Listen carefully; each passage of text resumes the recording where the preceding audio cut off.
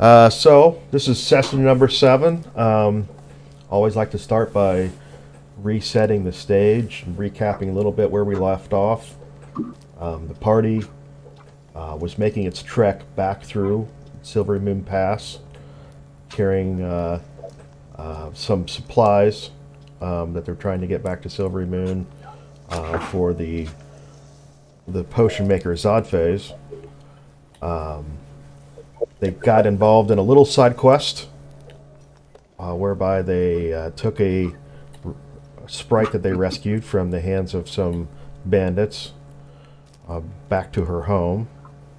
And they camped the night and have gotten back on the road. They'd gotten well, or at least into the pass a bit, and they came across an ogre that ambushed them. They took care of the ogre rather handily. In fact, I don't believe the ogre landed a single blow. And they were looking at what the ogre had left behind, and that's where we left off. So, gentlemen, what do we I know? had provided the coin split, so make sure that you've already noted that if you haven't already. You sent a message for the coin split? I believe it was a message, yeah. Okay, and I don't know that I put that down because I didn't get back in and look at it. Yeah, I don't think I saw a message. Where would it have been? I don't think I did. I know we talked about it because we even decided to take a lower split to make sure that the party funds get more money. Yeah, I added that in So- the session. In the last, I added silver last time. Is that Yeah, what you're yeah, talking about? it was silver. yeah. Okay. Yeah. Should have been. Yeah, I got that was last time. Yeah. Yeah, I'm just making sure that everybody wrote it down so that you're not Okay. poor. Yeah. I have 30 silver to the community chest. Yeah. I've got that in my notes. And then, but we also added silver to our. Yeah, it was like right? 200 silver a piece Right. plus 30 silver to the party fund. Right. Okay, that seems about right. Yeah, I think we did that. Right. I'm just making sure everybody got their money. And, Yeah, and I- you all put that in D&D Beyond because you're probably set to do an import here before too long. Right. Okay. Let me make sure I did that. Jason, you practicing your piano? Yeah, sorry, my daughter's practicing. I'm gonna go on mute here for a little bit. Okay.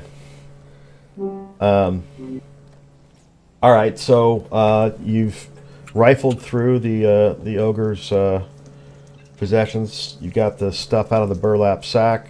You found his purse. Oh, he went more on mute. That's a little beyond mute.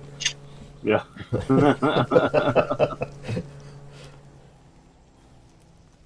I have not put my currency in there. I'm glad that you said that because I had almost none of my currency in there.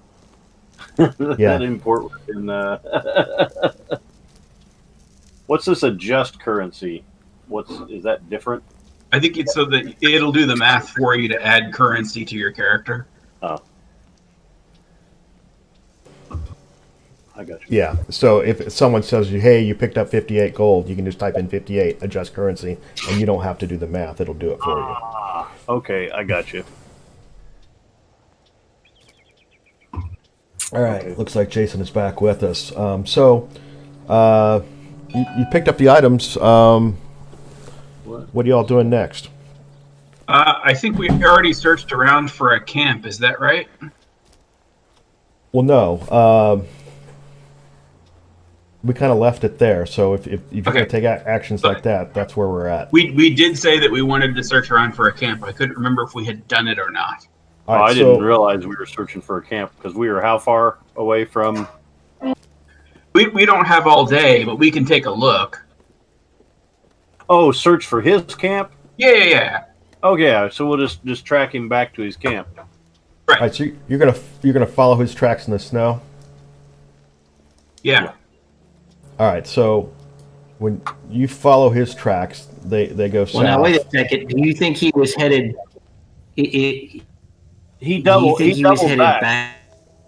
back? We were behind him, and then he So- doubled back. Yeah, he either Okay, doubled so back or he then- looped around. So his tracks won't go back to the camp. His tracks will be headed in the direction of his camp, right? And then he looped around. So Yeah, we I were mean, don't get me wrong. following. I'm good with searching around the area, but we probably need to go forward to actually find his camp. His Well, whatever direction. you all started following Like, his At tracks the when beginning of the Battle of Kuwait, when the planes followed the destroyer's wake. So you all were following his tracks when he looped back around and found you. So if you were going to backtrack, you would actually head back east. Yep. Which is the wrong way for you. I mean, we could do a quick search back, but I think we've already covered that territory, right? And we didn't see a camp or anything. So I think Oh, I get what you're we saying. need to go forward in the direction. You're saying that he probably wasn't camping. He was probably on the move, and we were just a target of opportunity. Headed back to his camp. Yeah, headed back to his camp. So I think maybe what we do is, as we move forward, maybe we pair up and everybody, like one party look left and one party look right. Okay. Two of us look left and two of us look right. Well, let's not make this Or too big of a thing. We've already got a lot of treasure. We don't want to spend. We don't want to split up the party and risk getting lost. My only question is the ogre is a solitary creature, is it not? No, they act well. All right. I don't know what your character knows, so let's. I wish they had something that was equivalent of lore. Right. Insight. Yeah, insight's more deductive reasoning when you're putting together clues. Arcana. Arcana's doing with magic. How about just intelligence? Just roll an intelligence ability check. Okay. Just to see if you know anyone. Everyone roll intelligence.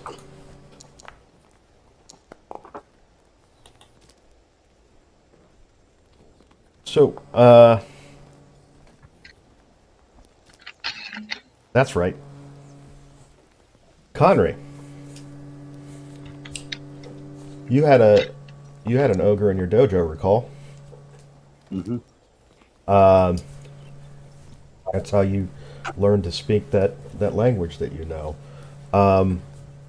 You know that there are ogre communities that do exist, but then there are loners that live off the land, and so it's like, do humans live in communities? Yes, they do. Are there human loners? Yes, there are. So there's really no way to know if this particular person was part of a ogre community or not. Sure. The more I think about it, I say we've already gotten our just reward for putting this thing down. Right. I was more 800 silver or whatever it was. Yeah, I was more worried about being ambushed. Yeah, let's just count it good and continue. Okay. Yeah, I agree. Well, there was enough that it would lead you to think he's carrying most of his shit around with him instead of someplace. Other than maybe if he buried it, right? He might have buried it somewhere, but we're never going to find that. Probably. So let's just leave it and call it good. And get back. All right. So say you all.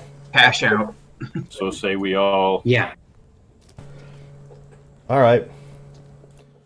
So back to the road we go.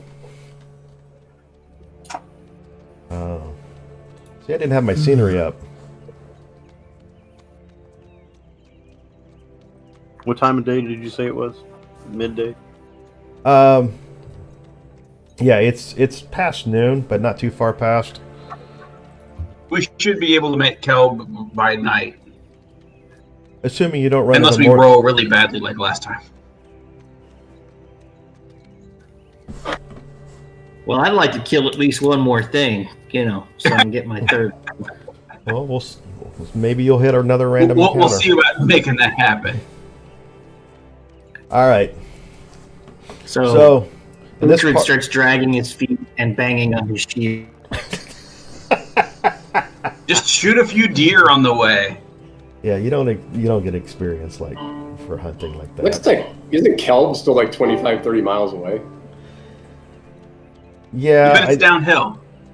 the, I mean, that's the- We move a- very fast. the scale on the Yeah. map is not exactly what I've been using. So, Okay, all right. I've said that it's about a day to get from Kelb to Avondale. So that's probably not to scale, but so be it.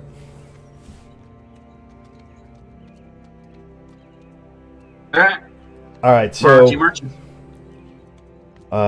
let's push forward. Who wants to roll for the party? How about Jason rolls this time?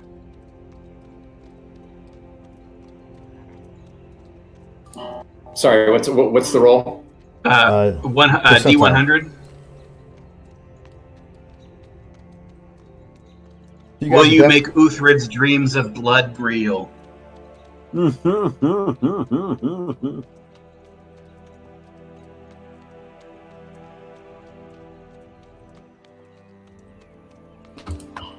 Sorry, I can never remember the secret. It's R slash space /R. /R. slash R space D100. Yeah.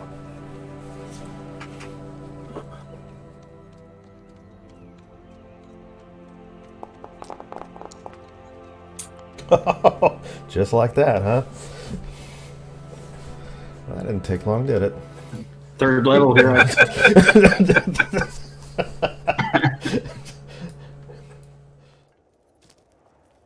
Your wishes come true, Uhtred.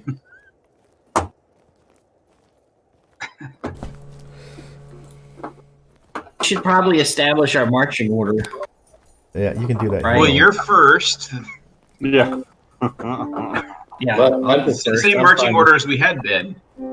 I think we agreed that that putting Ray or Conrad out front was probably not the best idea. So Right, Unless you yeah. need scouting done, I should not be Yeah. in the front. I'll take the lead once you. I think that's what we're doing. I think I was I'll be leading. part of You were kind of trailing in the middle in case we got hit from behind.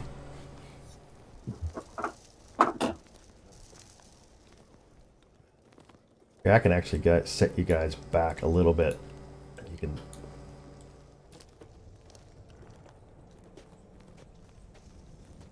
Set your marching order as you come into this You're space. paused. Game's Oh. paused. There we go.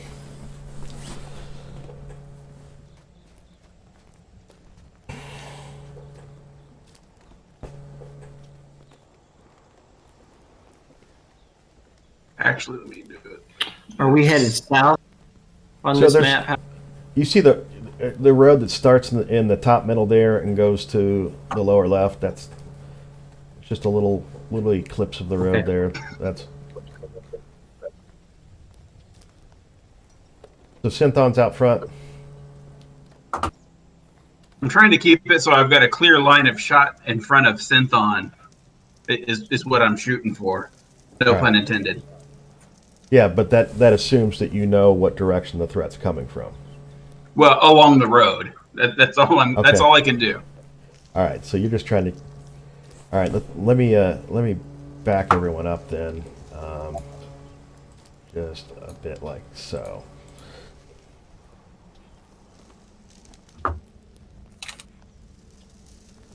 So Uhtred's kind of staying off the road a bit.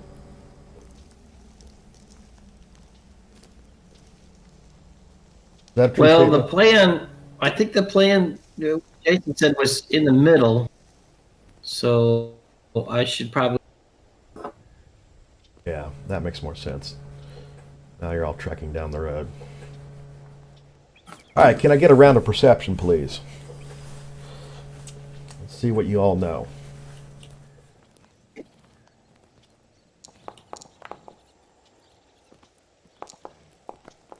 Potentially a lot. Well, there we go. That's pretty good. Because I got plus. Yeah, I see that. So You are well aware. It's the daddy polar bear. He's come for revenge. so It's just the guy in front that has no. I will Ray, Connery. You had heard some wildlife as you've been walking along. The occasional bird can be heard, even though you're in the snowy middle of nowhere. But it's gone dead quiet. All right. You don't see any particular threat, but your spider senses are going off because. All right. Well, I'm just gonna say, very simply, there's danger about. I'm going to use my divine sense. All right. Divine Pick one. sense is kind of limited range, though, isn't it? Let me check. Hold on. I think it's 60 feet. And because I feel there's danger about, I'm gonna try and hide a little bit. That sounds good. All right. It's Well- 60 feet. Yeah. So Well, that's pretty good. mark one off. Did I do that in D&D Beyond or in the game? That's in the game. So in the game is everything that's kind of current in terms of, how many hit points do you have, or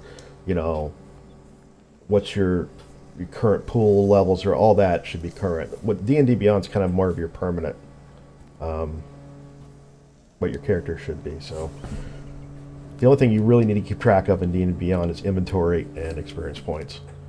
And inventory includes your gold.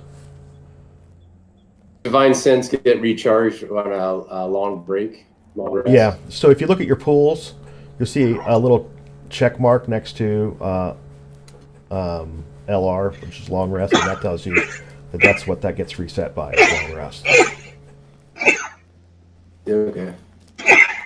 I see usage. I changed my uses from 4/4 to 3-4. Why am I not seeing that?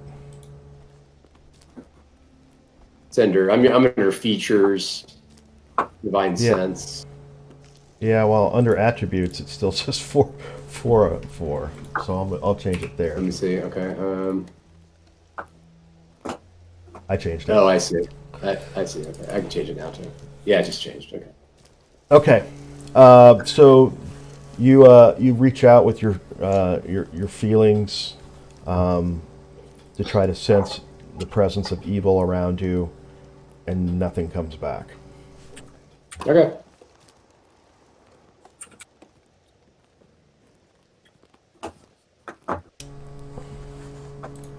Is it currently snowing? It's just flurries. It's not really. It's a dusting. It's a dry snow. It is a dry snow. You're up at altitude. Is this pine tree? Is this what do I want to say? Those are rocks. Oh, we're Those above things- the tree line. Well, there are no trees here. Close enough, anyway. Either the ground is not suitable for trees in this particular space, or you're at an altitude where things that big can't grow.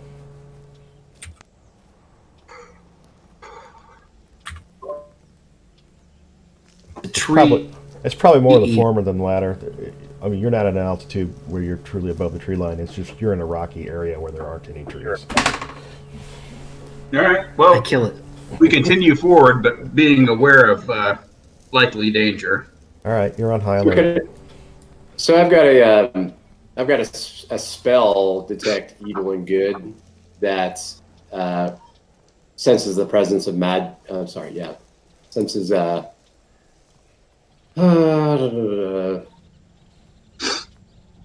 it's senses evil and good within 30 feet.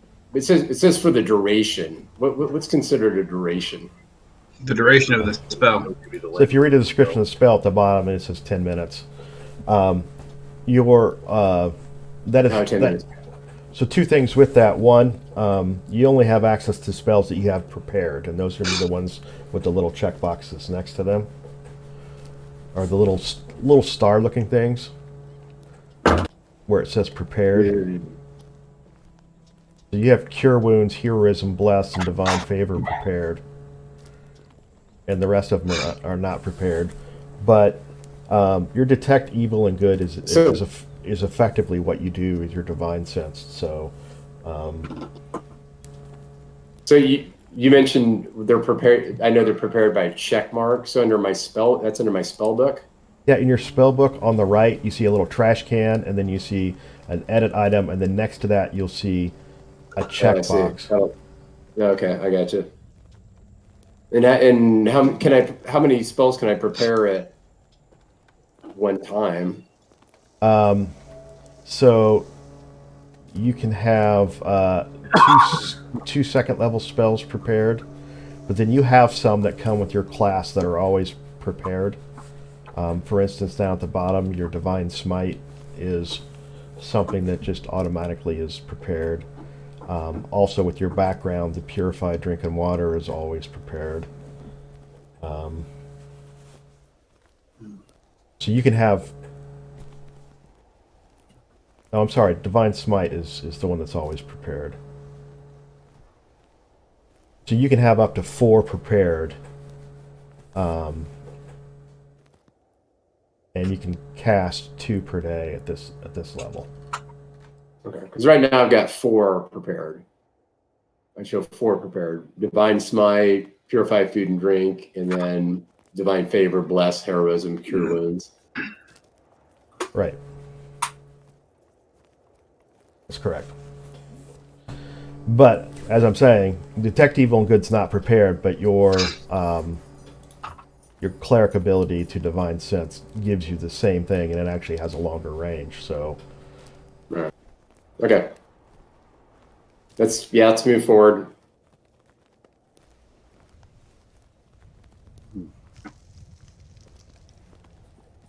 We'll just keep formation.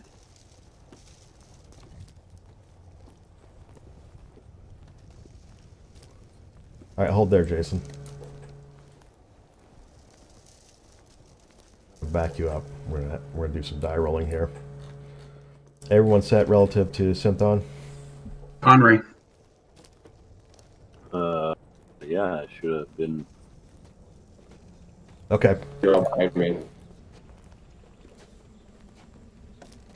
Can I get another round of perception rolls? You guys are paying attention, so we're gonna Normal or advantage? normal. Had to try.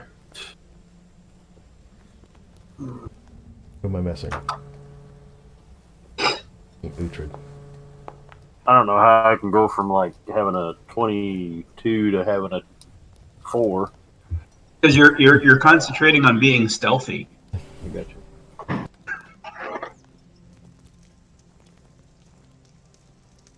All right. So this thing's...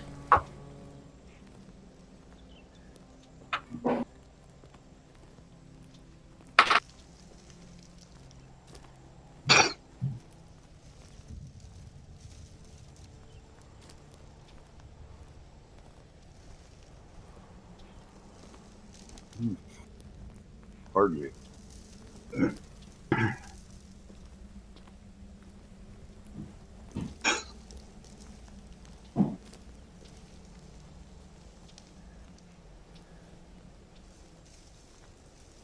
Oh dear.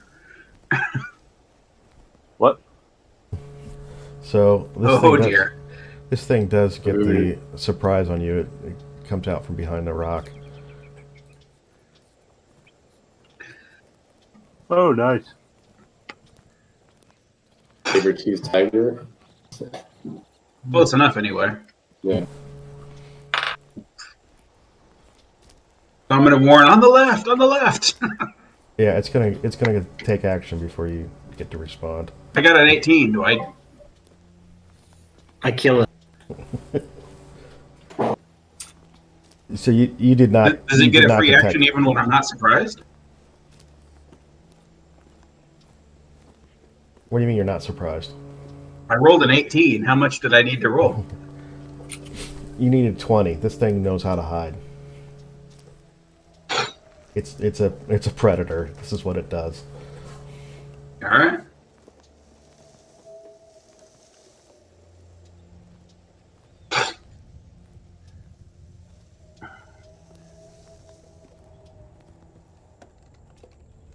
All right. Why? Oh. So it leaps and charges. Now we can do proper initiative. So it wasn't able to close all the distance. You're not going to be in combat. It is big, by the way. I don't know if you can tell that. Is what? It is big.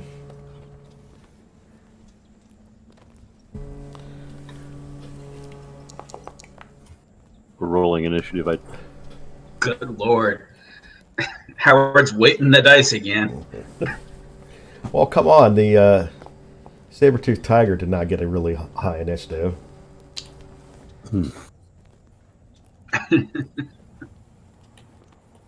A 7, a 5, a nat 1, and a 9. I need Synthon. Synthon. Yay! 13's good enough to go first. All right. I'm going to take a shot at it with my crossbow that I have equipped. All right, do me a favor and turn and face it. Is it? It's over here. Is that it? Is it behind us? Oh, yeah, I see it. Okay. I can. So is Henry in my way? You can shoot through friendlies. Just don't roll a critical failure. There we go.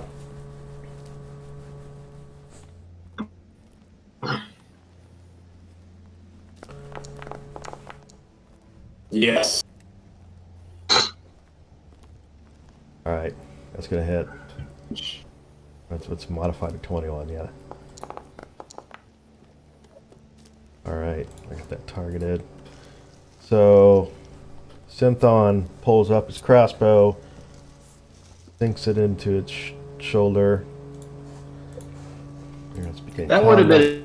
been critical, wouldn't it? No, it would not have been.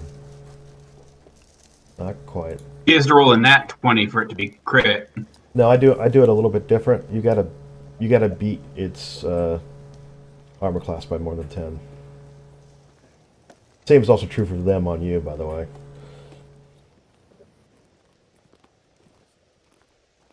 So that's going to be any other actions, bonus actions, movement, Jason? Can a bonus action be to equip other things? Like, can I put my crossbow away and draw? So putting your crossbow away is a bonus action. Drawing a weapon would be a bonus action. You can do any of those by sacrificing 10 feet of movement. So if you're not moving, you could put away a crossbow, get out a shield and a sword. Okay. What if, can he just drop it? You can drop it as a free action. You just come back, drop it, Can I? equip your sword and your shield. Can I do that as my next turn and then attack? Or do I have to get my equipment ready now as a bonus action in order to be able to attack the next round? Well, if you were to drop the crossbow, that's a free action. You could draw your sword as a bonus action, and it would be equipped before your next turn, or you could use your bonus action in your next turn to do one of those things.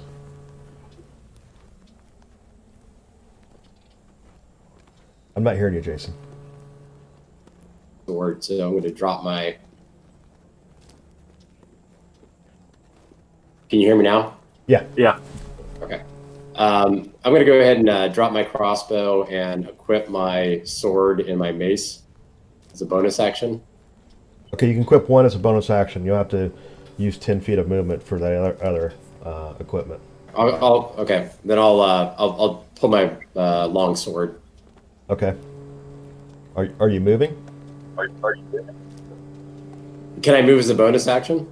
You have a move action. You have a move action. You can move up to 30 feet, or you can move less than that and draw both. I would point out that your fighting style favors you fighting one-handed. Oop, Howard, you're cutting. I am? Cutting out, Howard. Yeah. Sorry. Is that better? Yeah.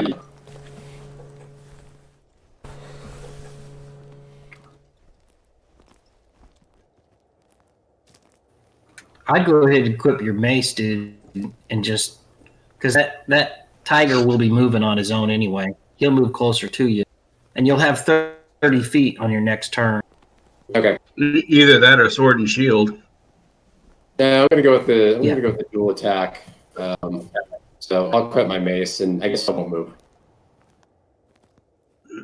All right, so you got your Hey, I sword. got in an there. idea about that, Jason.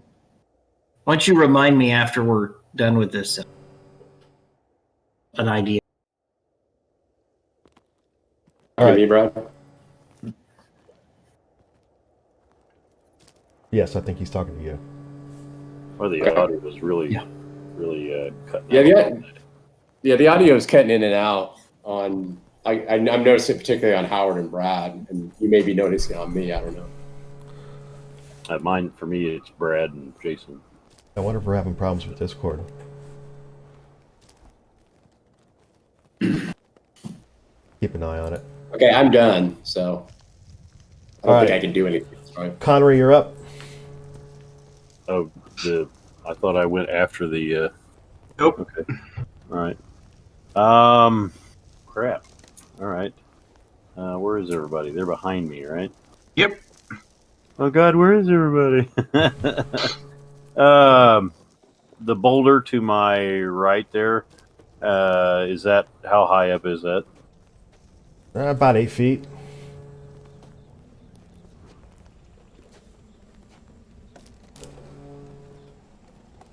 What would it take to scale that?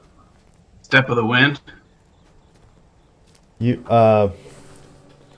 what are you looking to do? And I'll explain. I was thinking about getting up there and shooting down at it from above. So it'll cost you double movement as you move through the rock, and you'll have to make a successful athletics check to not slip off of it. You cut Howard. I'm gonna check my gain here. Is that a little bit better? I think so. So it's going to Now cost. it is. In other words, if I moved up to here,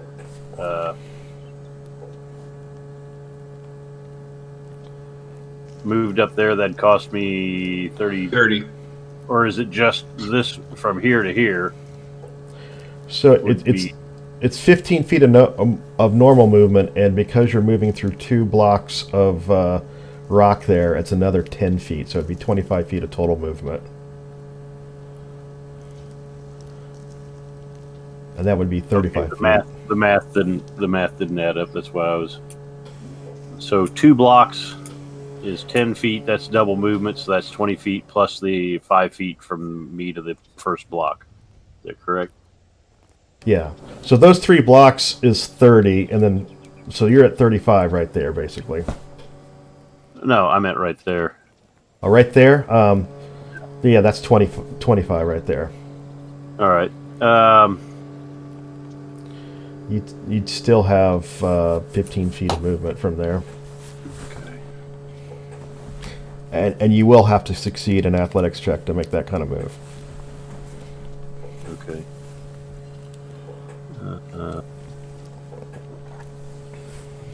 And not an acrobatics check. No, because you're not tumbling. You're climbing. Okay. All right. I was thinking parkour. That's what I was thinking. Parkour. You see Jackie Chan do it all the time. Using his dexterity rather than his strength to get him up. Okay. Yeah, but that's a carefully staged action sequence. Well, that's what this is. It's a carefully staged action sequence. Well, I would say if it was your stunt double, you could do that, but Right.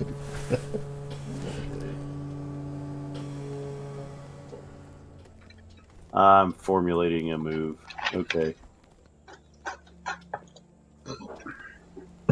All right, that's what I'm going to do. And then I'll attack it. Is that from behind back there? yeah. I don't know if that means anything for you right now because it's not engaged. Oh, I thought flanking. Flanking's accomplished when you get two friendlies working together to distract it. Okay, well, got that up there. Is that good? You will help establish that, yeah. Okay, that's what we'll do, and then I will attack. Okay. So before you get all the way there, I'm gonna hold you here. It had a held action.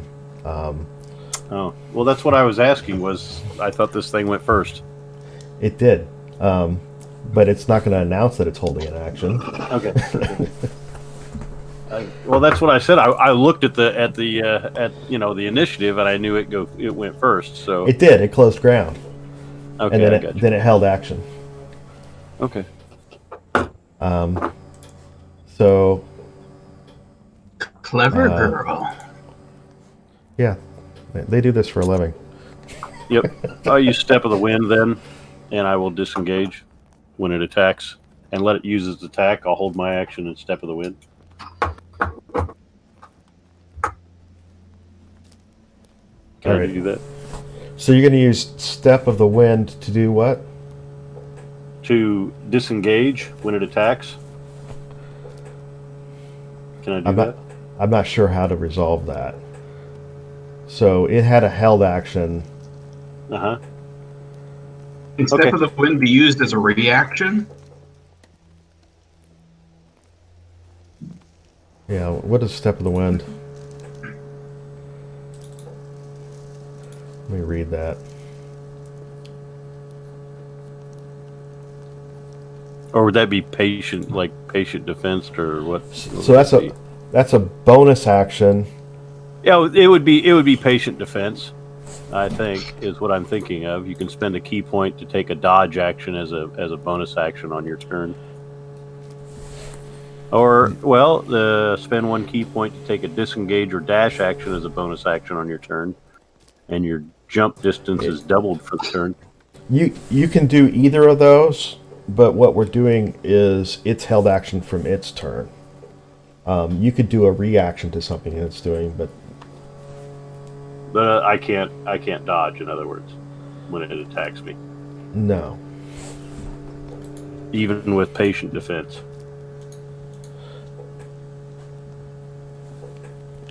Because See, I I thought don't a know. dodge is you dodge an attack. Because if you have to have initiative to dodge the attack, then that is a useless skill, I guess. You take a key point. All right, let me read about the dodge action.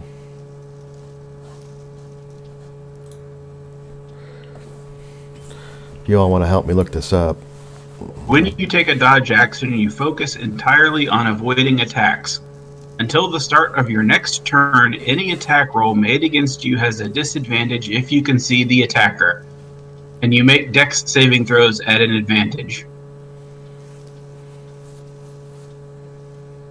All right. You lose the benefit if you are incapacitated or if your speed drops to 0. Okay. I'm sure that you can easily incapacitate. All right. So, looking at that, it makes sense to me that you would be able to do that, seeing that it's about to attack, and seeing how this is your turn. It would make sense to me that you could use your bonus action. So that's going to be your bonus action, and you're going to have to spend a key point.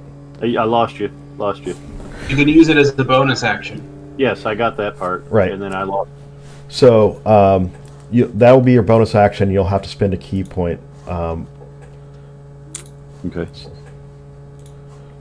So where's the key point? I didn't. Did I not get back a key point on the last short rest?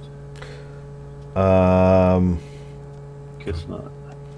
You guys didn't take a short rest after the ogre. Oh, I That's correct. didn't remember using a key point.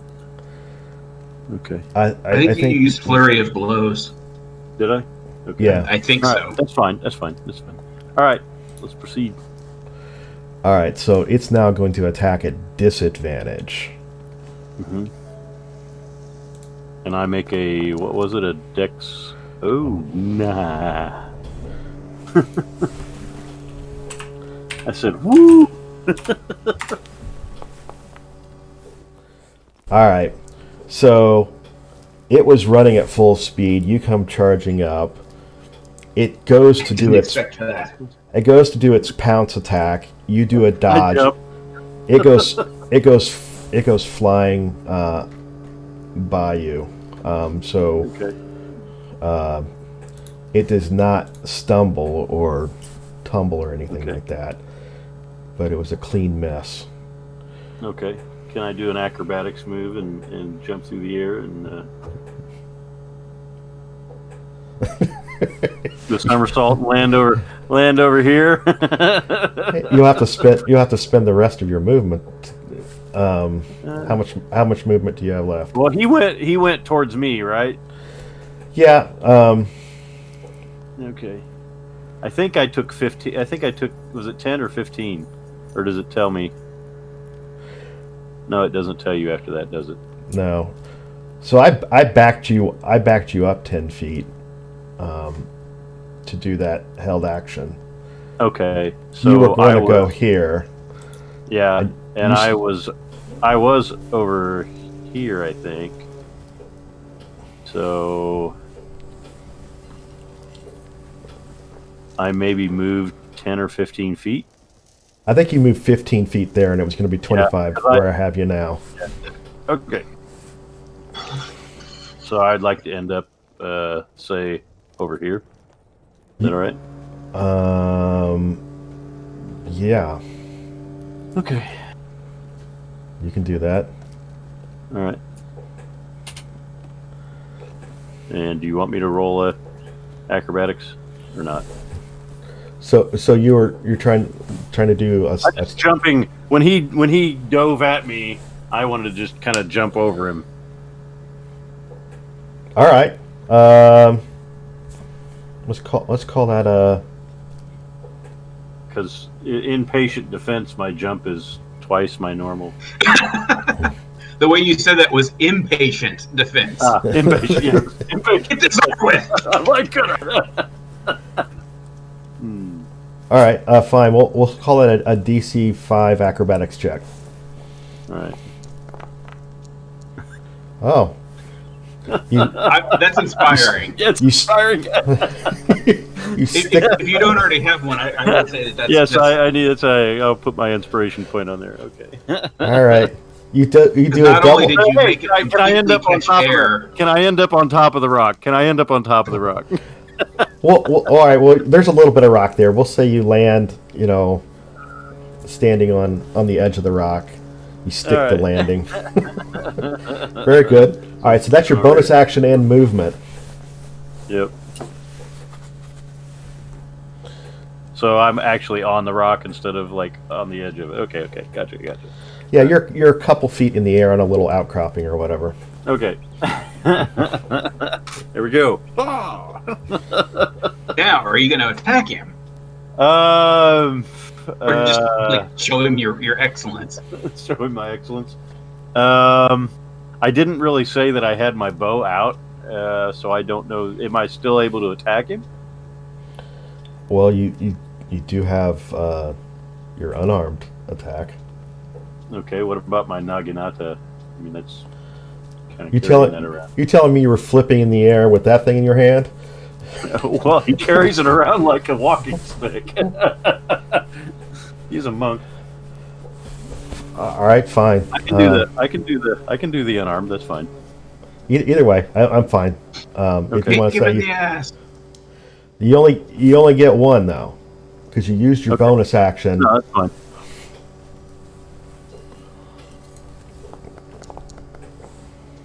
Okay. That hit it. And it's going to hit. Okay. There you go. 5 points. All right. You kick him in the butt. Yep. Very good. But as I go by, bam! Very good. Let's. They'll probably be pissed off and come after me now. All right. So the monk runs at the saber-toothed tiger. The tiger leaps at him. He jumps over him, lands on the rock, and kicks the tiger in the butt. Yep. now My it's- action is going to be much faster. Yeah.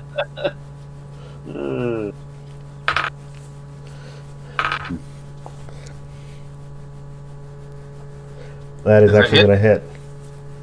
All right.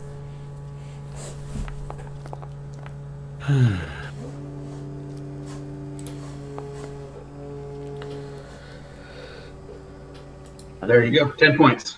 Did the patient defense last for the entire 1 round. 1 round? Okay.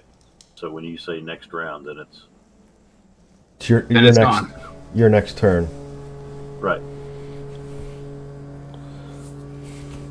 Okay.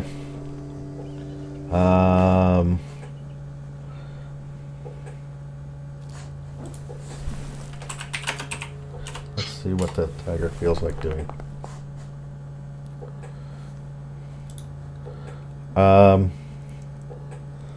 Undeterred by the kick in the butt and the arrow, it steps to Uhtred. In your face. Now wait a second. Well, you did want the experience points. Yeah. Is this still its turn? Because I mean, it's done a lot of junk here, and I haven't Well, gone yet. It still had So- movement. So its last turn it held an action. It got a free round when it surprised you guys. So this is Right, actually but I. Oh. All right. But So it's this- stepping up to Uhtred. Does that mean that he gets to attack it as an No. attack of opportunity? No. Okay. no, it's a disengage that causes that, not an engage. Okay. Ah. Okay. Got it.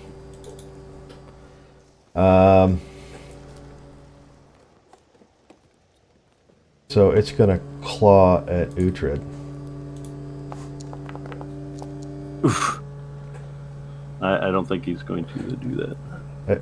It's Uhtred? not. It's not good enough to land a claw on Uhtred, is it? Is 13 good enough?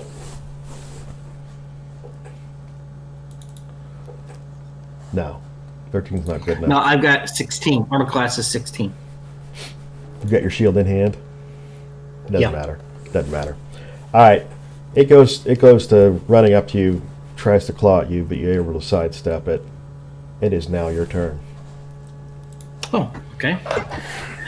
Well, I will rage and swing at it with my dwarven axe. Okay. Whatever that dwarven axe can do. I don't have that loaded. Should I just use my battle axe? Is that too complicated? Here, let me Let me see if I can find.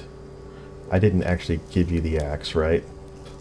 No, you did not. We didn't build it or And anything. there's If that's too complicated, I don't want to slow the game down. I No. could just use my battle axe.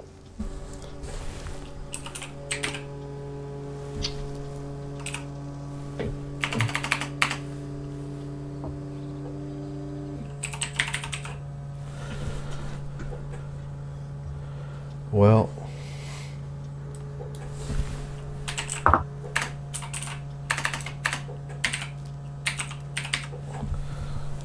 I apparently don't.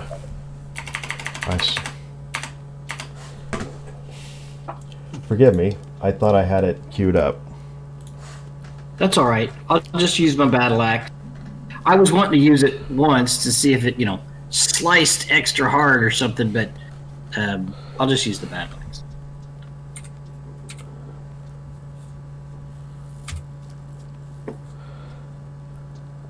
Why does it not have the? I mean, I got this from a loot table. It should be.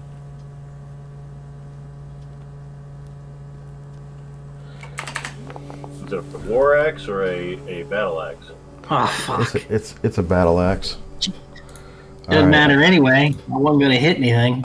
Roll d6. Did you cut your own finger off or something? Oops.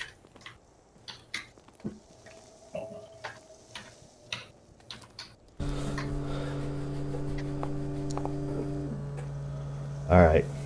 You swing wildly, but you manage to maintain grip on the weapon, and you don't hit yourself or no adverse effects. You got a lot of modifiers with that thing. All right, very Yes. good. Any other actions, movements, anything else from you? Not from me.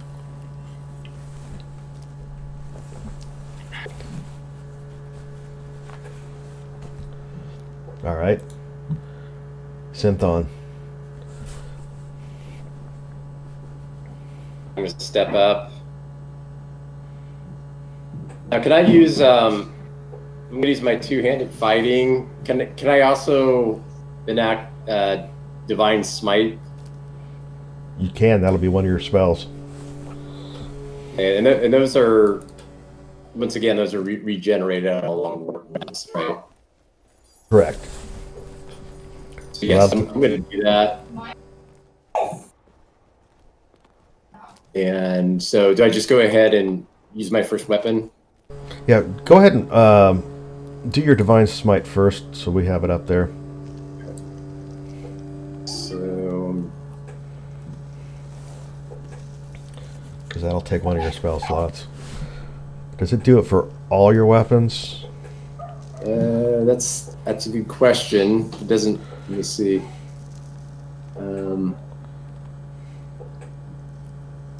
I think you have to. I think you declare the weapon that you're smiting with. Okay, I'll smite with my longsword. Okay. So attack with your Smite? longsword. All right.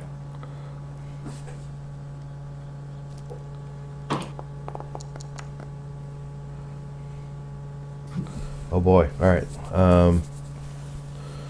So roll normal damage for your longsword. Cutting in that a little bit. I'm hard. sorry. Roll critical damage for your longsword.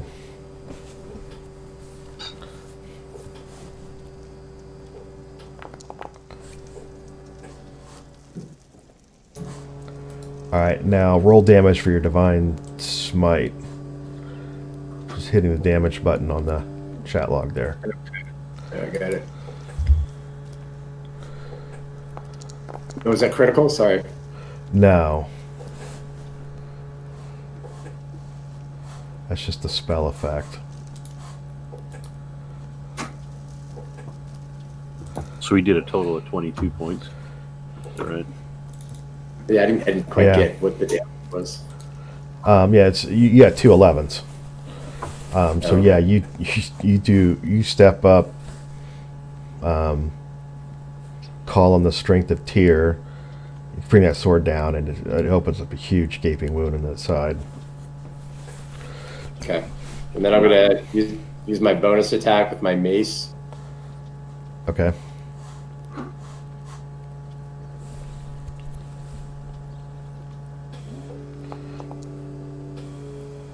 All right, roll critical damage with that.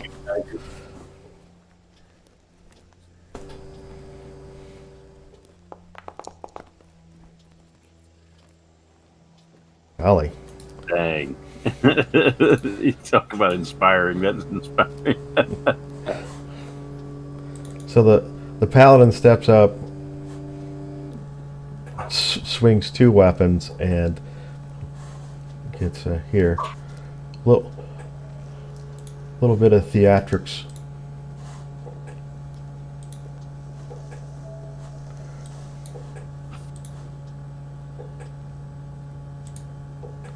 Does that work?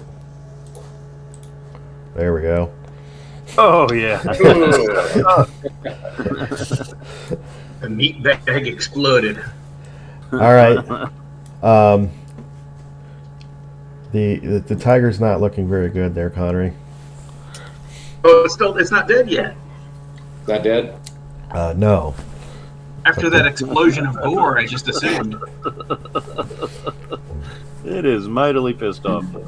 I think it's probably worried about survival at this point.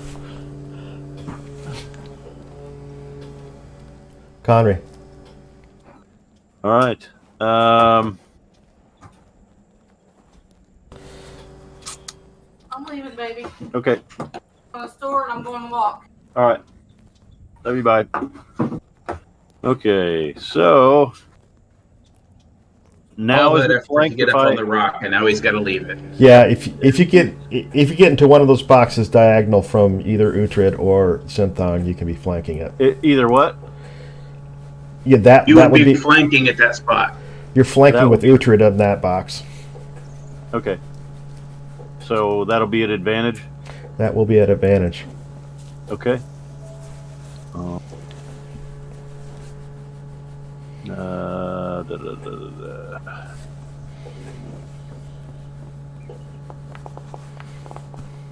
Oof. You got to roll it at advantage, Matt. Oh, It's fine. You well, all right. Go ahead and roll. Just roll it again. We'll take the Okay. higher of the two. All right, very good. You hit. okay. And then damage is just normal. Yeah. Okay. There's 7. And then my other attack, I'll do unarmed. And this is an advantage also. Ugh. Hang on. After the first hit, the Oh. It's no longer an advantage. Oh, it's dead. Okay. So technically correct, Matt. It's no longer an advantage. oh, it's still an advantage. It's now prone. You can auto credit if you want to go ahead and hit it while it's down. That's on you. I'm just trying to live up to my friend Uhtred's. Is there anything left of that pelt? Right. I just want the heart. Nah. Punch in, grab its heart. Yeah. I will cut out its teeth for a necklace. No, I'm kidding. I don't. That sounds like something Uhtred would do, though. Yeah. Uhtred, you can have the teeth. All right, so I think we'll be skinning us a saber-tooth tiger now. that's going to be 112. That's a experience. long time, guys. That's a what? 112? 112 experience points. Nice. Now we put that on which? Do we put that on both, or what are we doing here? D&D Yeah. Beyond. 112? Yeah. You'll ultimately transfer it to both, but Okay. 112.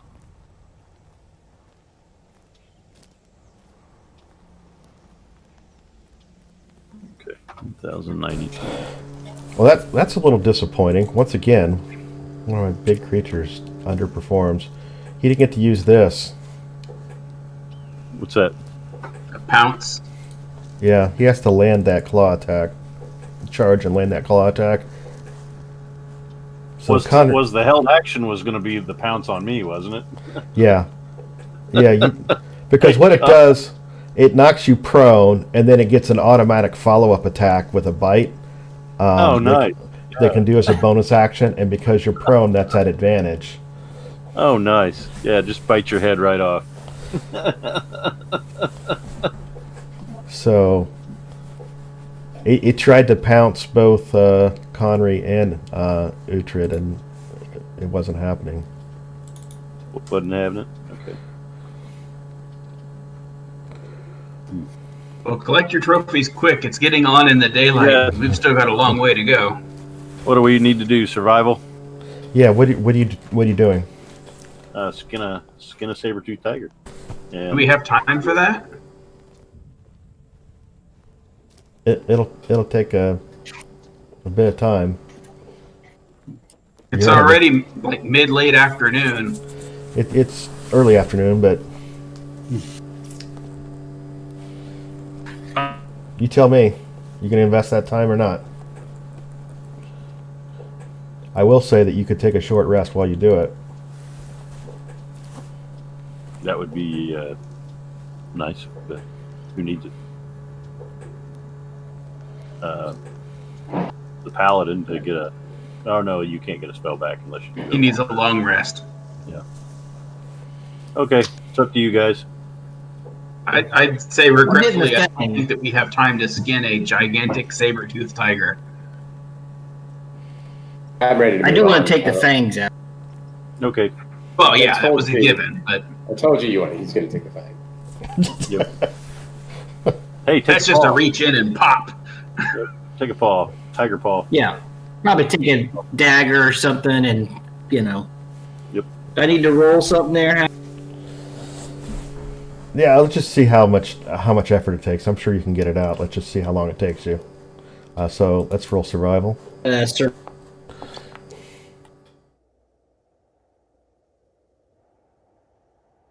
What's Conry rolling for? I thought we were working together on this. Oh, they pop right out. It was an elderly Okay. tiger. They were dentures. He had. He had not seen the dentist in a little while. Yep. All right. That's right. Are you both taking a tooth each? Is that the way that's working? Well, really, I ought to offer him the synthons. He did most of the damage. Yep.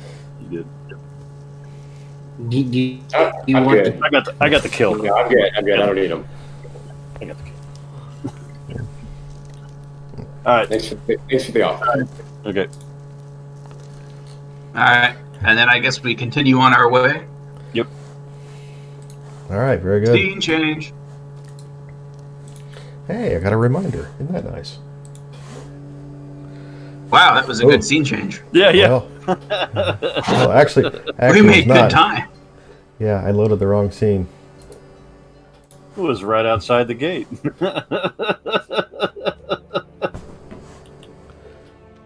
All right.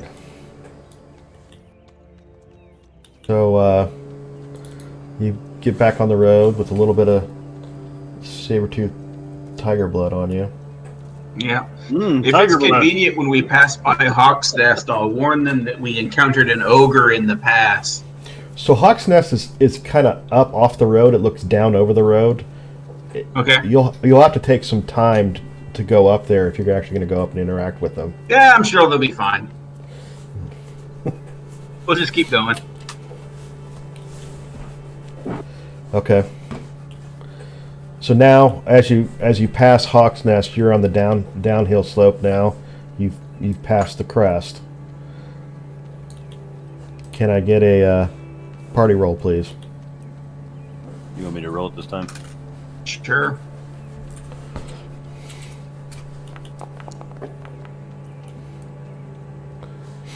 All right, very good.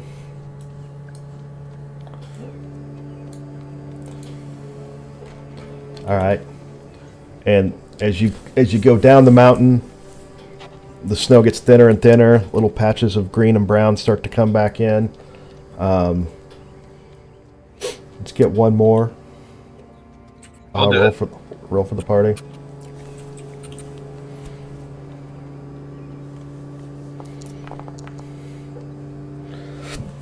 All right, very good.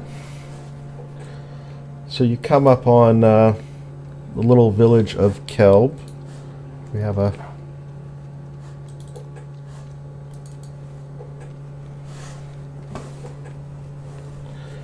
it's a little off the road. It is getting on towards dusk now. Yeah, we should probably stay at the inn. I don't really want to camp if we don't have to. Right. Absolutely. All right. Pretty standard here. 5 copper pieces will get you a bed, a warm dinner meal, a breakfast meal, and a bath. Good. All right, very good. Are you taking any actions while you're in Kelb? To take off 5 copper. Take off 5 copper. Yeah, Do that in D&D 4 Beyond. if you don't want a bath. Do that in D&D Beyond. And you all going to take a long rest here? Yeah, I think a long rest. The only thing that I'm going to be doing is discussing with Conry about the options to brew healing potions. Uh-huh. Once Okay. once we have some time, Okay. I'd like All to. I think that would be a good investigate investment. You'd like to what? I'd like to investigate that axe a little bit. Does anybody have like a detect magic or anything like that? So, if you spend some resting time, you can detect a magic dweller if you invest enough time in it, and you get an Arcana roll. Yeah, I could do an Arcana check on the axe, and I had said I would check the axe and the fairy gem. Okay. Although Alright, I don't know that I have time to do both. Are any of you looking at any others of the stuff that you found? So there was items you picked up off of the ogre, and there's items you picked up off of the bandits. There was the crystal rod. I'd be interested to see if that shield has any extra capabilities as well. How long does it take to appraise, Howard? In other words, how many can I look at, or how long does it take? Well, you're taking a long rest here. You're going to have plenty of time to examine these in detail. Okay. All it is an Arcana check, and you have to overcome a certain DC to do it. But given this much time, you're going to be able to determine pretty much everything. If that's all you're focusing on tonight, is examining all the equipment to see if there's anything unusual about that. All right. So here's what you learn. The axe, the dwarven axe, is actually finely crafted. It is a masterwork dwarven axe. You cut, Howard. Cutting that out. Sorry. The dwarven axe is actually a masterwork dwarven axe. Oh, nice. So it does a little bit of extra damage. And the shield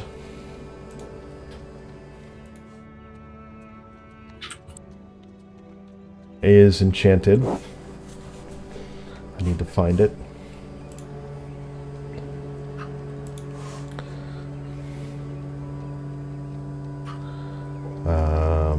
The shield came from...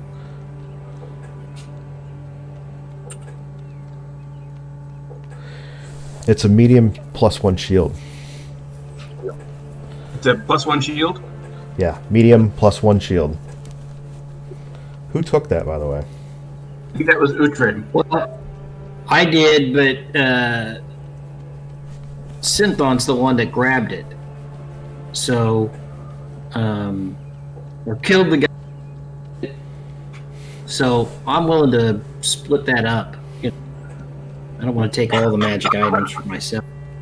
Yeah, Well, the If you took all the magic items, then you would just get a reduced split of the party money from other things. Yeah, but I don't think there's enough. I don't think we've made enough money to pay for those magic items. You know what I mean? So, Like, strictly speaking, I the bet the axe is- the Masterworks axe is not strictly speaking magical. It's just finely crafted that it does a little bit extra damage. Right. The shield is magical. Mm-hmm. Examining the gems and the other items that you found, you don't see anything that's ordinary. I mean, The crystal extraordinary. rod is not magical. It is not. What I didn't realize we had a crystal rod. It's actually a rock that's a crystal. The rock, yeah. I've got that, I believe, right? In my possession. I don't know who's carrying the I think idea. I've got it. I think I've got it. It's not magic. Do you know how much it's worth? You would have to Get it appraised. get it appraised. Get it appraised. You're in Kelb. It's a very small village. Yeah. Right. You're not likely to find that. You can find something like Is that it- in Silvery Moon. What's my? Where do I find my current shield is +2. What is that? Your current shield's a normal shield. Okay, and the special shield is what again? It's enchanted. It's a +1 shield. So it would give it's a +1 2. medium shield. Yeah, it would give a medium shield gives a normal medium shield gives 2 to armor class, right? Yeah. I've got a This would +2 give armor 3. class. So this would give me 3 Yeah. +3 armor class. Okay. Yeah. So I'll take it if nobody else, if somebody wants to give it up. I can't use it anyway, so Yeah, I can't use it.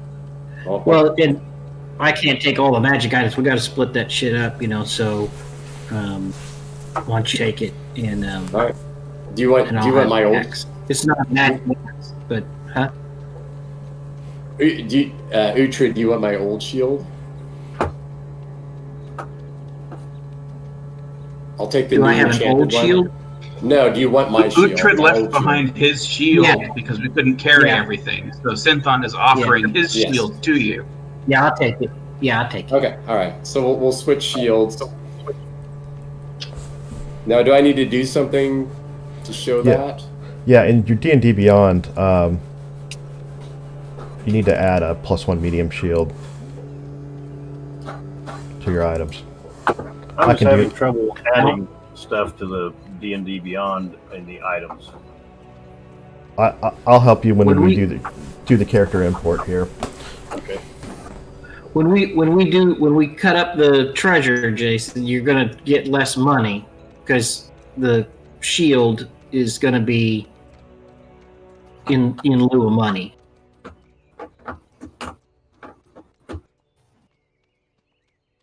I'll go in here.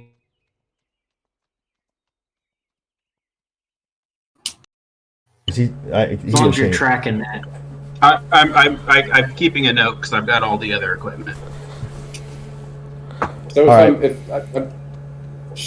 if I'm adding it, I want to add a shield. But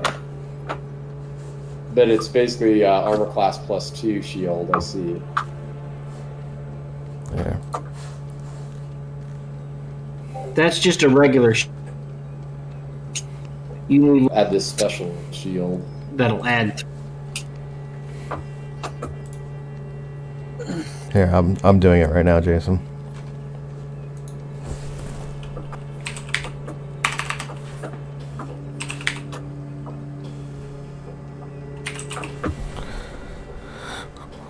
Brad, while I'm doing this, did you get your character set the way you wanted it?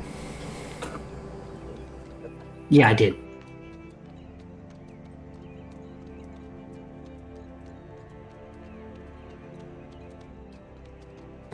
All right. And you added a shield to your inventory as well. Brad or me? Well, I never took it away, to tell you the truth. It's just Oh, okay. because I never knew it was a magic shield, so I just used it as a shield. So I didn't really change. So I'll tell you what, Jason, you really probably should consider fighting one-handed from now on to get the benefit of that shield. So I will.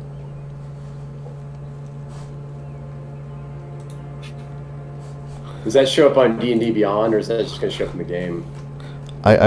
Should be on both. But Let me know when you do it, Howard, and I'll let you know if I see it. All right, I've adjusted your inventory. You're now equipping the shield +1. Still don't see the. Maybe I need to do a refresh here.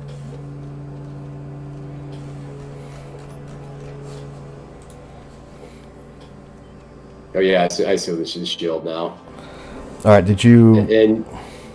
And you dropped my other shield. Okay. I did. All right. So is your experience in D&D Beyond correct? You guys had 1100. yep, I saw 1,092. Are we at 1,100? that's what I have. 1092. Okay, and I'll adjust mine then. I can make it 1100.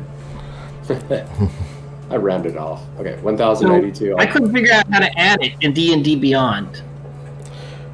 So- When you click on your character, right underneath your name is the experience bar. So if you click Right. on that, it will pull up a little sidebar on the right-hand side. And then down toward the middle of the page, there's a section called Manage Experience. Oh, okay. Yeah, I see it. So, add. Okay. And that was 190. Oh wait, I got it on my other. I got it on my other sheet. 979. That's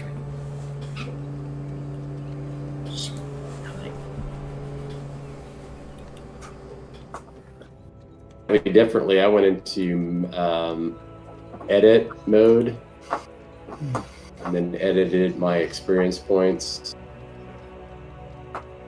Now I'm having trouble getting out of the editing mode. All right. So Synthon has been imported. I'll be back, but my D&D Beyond character should be ready, Howard. All right. Yeah, I think mine is too. I just don't. There's several items that did not get put on the D&D Beyond. All right. Give me a second, Matt. I'll work with you here. I'm getting Ray in. Right.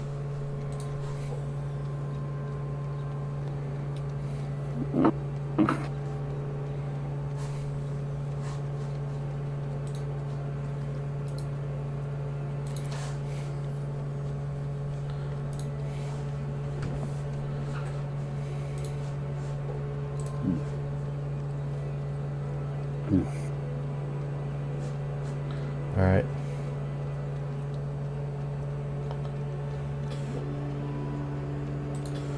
Ray has been imported.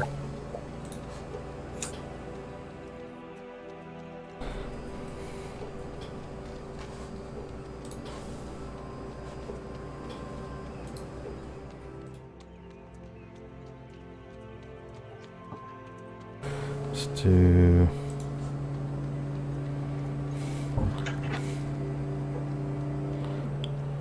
Brad Uhtred's all set. Yep, Yeah. should be. He looks good.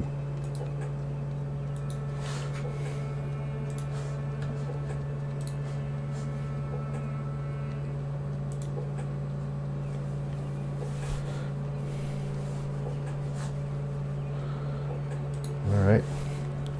Uhtred's been imported. Now, Matt has some inventories issues. What do we need to change, Matt? Just for some of the random items that we added, you know, the snake stuff, the snake venom, eggshell, that kind of stuff, just small things. All right, let's add items. Do I have one of the fangs from the Oh, So did you you had- want one? Sure. I wanted a I paw. put but- 2 in mine.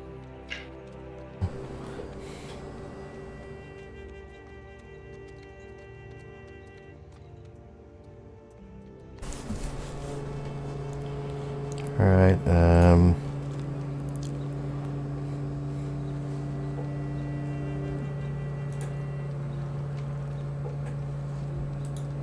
Was that 6 doses of the poison, Matt? It is 6, yes. And did we? I assume we ate all the snake steaks. All right, get rid of those. Yeah, I think you did that when you were Yeah. Okay. camping, right? Yep. Oh, that's what you had for dinner when you slept with the sprites. Oh, nice. Oh no. Wait a second. What did I have to drink that night? I don't remember that. I just remember there were male sprites. His name was Cosby, right?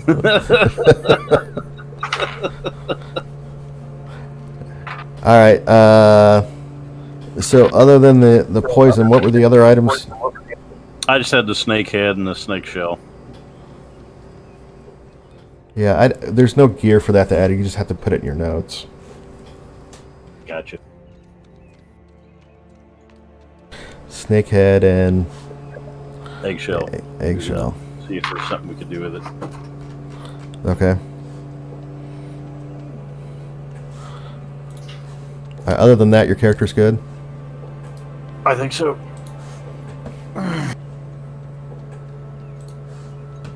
I still got the 2 things of antitoxin, which I don't know if they made it into the D&D Beyond. Did they make it in there? Oh, hang on. I don't think it did. No, I don't see it. Oh, well, shoot. All right. Fix that. We can just add it back in.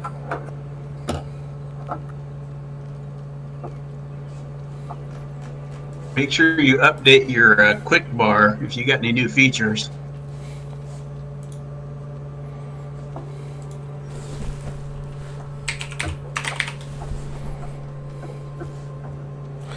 What do you have, 2 antitoxin left? Yes.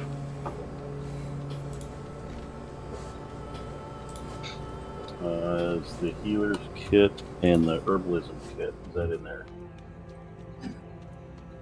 Herbalism and the healer's kit is in there. Okay. Good. All right. I added your antitoxin.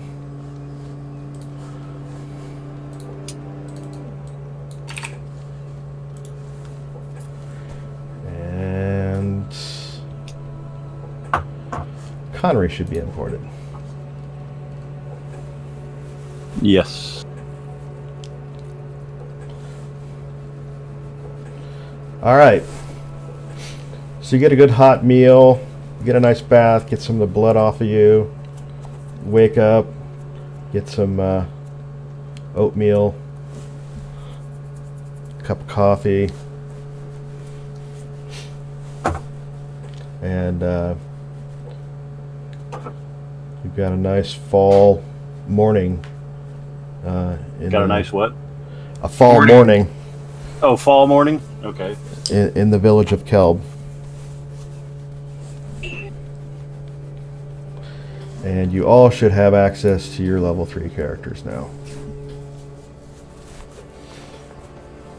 And you should be fully rested when you're imported, right? All your pools are full, correct?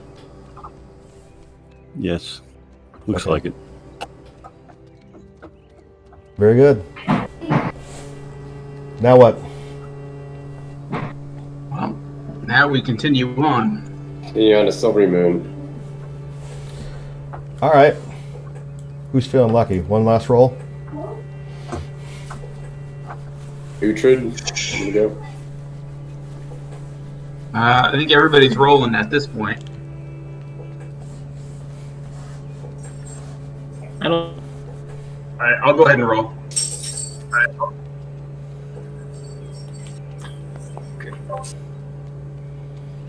Very good.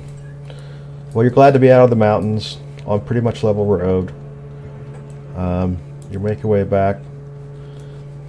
You approach, you see the city by the hillside, so we do what's called a scene change.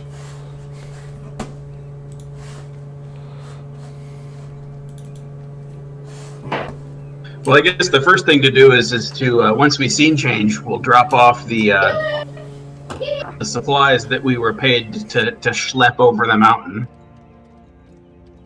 Very good. Now I can correctly load Silvery Moon.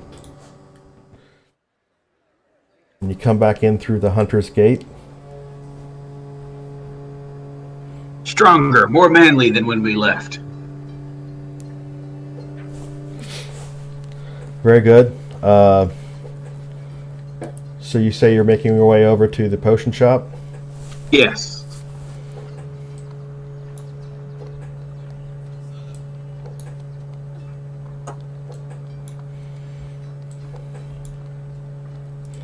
Alright, it's a pleasant, cool morning. People are milling about. Occasionally, you get a look from people who kind of eyeball the half-orc. But seeing the paladin in here with the half-orc, they don't give him any trouble.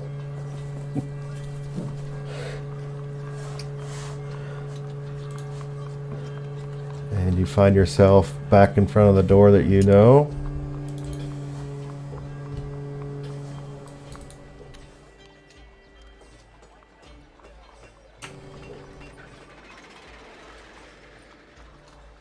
And change audio a little bit here.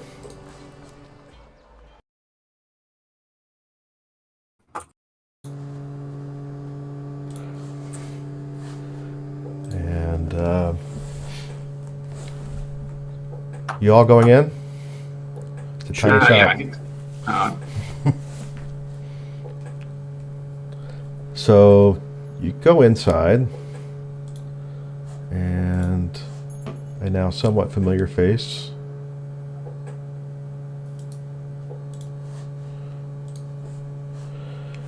Of Kohanbik Zodphase. Yep. He is busy brewing something in the cauldron in the corner. When you guys come in, he kind of very quickly sets things down, and he says, good, you're back. And you all look to be in relatively one piece. How did it go? Well, it was fine. Your friend sends his regards. First, I present him with the note that we had him write of the inventory of what was in it. He takes a look at it. He kind of goes through it, scans it a little bit, and then he looks expectantly. And then the 2 bags. And he kind of goes through the bag and the note, and this will be good. Yeah, I can use that. Scratches his chin and his beard a little bit and goes, this is good stuff.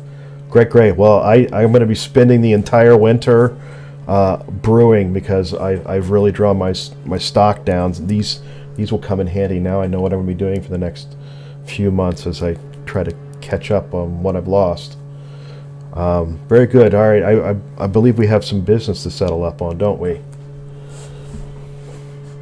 Yep. We do.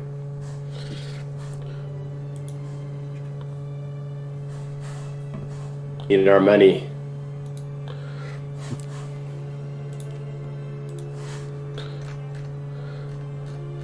So it was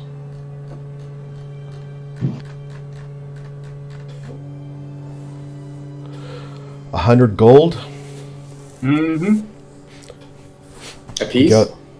Total. He goes You in the wish. back, and you hear him from the back rifling through some stuff, comes out with a sack of coins and starts to count out 100 gold. Sets it on the counter, and he says, then I think you You also took me for some of my last healing potions. So I will distribute these.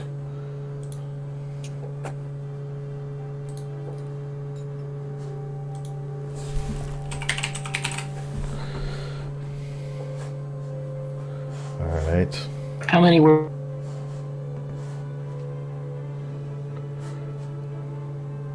So, kind of. Does anybody remember? You What's cut that? out. We didn't hear anything. Yeah, cut out, bro. Oh, is there, how many are we supposed to get? Healing One each. potions, one each.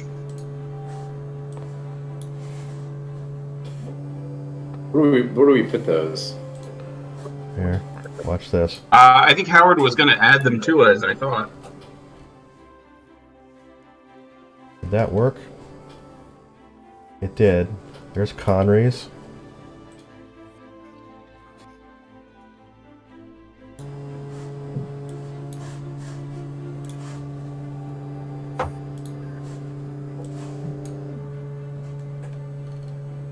There's Ray's.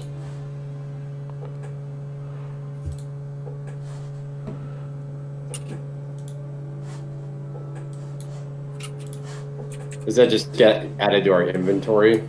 Yep. Yeah, he's just adding it to it. There's Synthon's.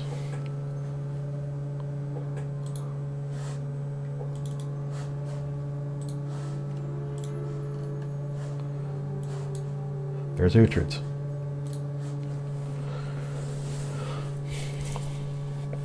Ah, very good, very good.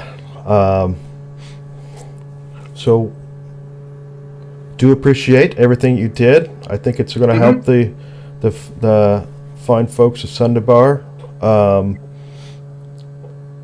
Something interesting happened while you were gone. Okay. I have a customer who I've known and have done some business with over the years.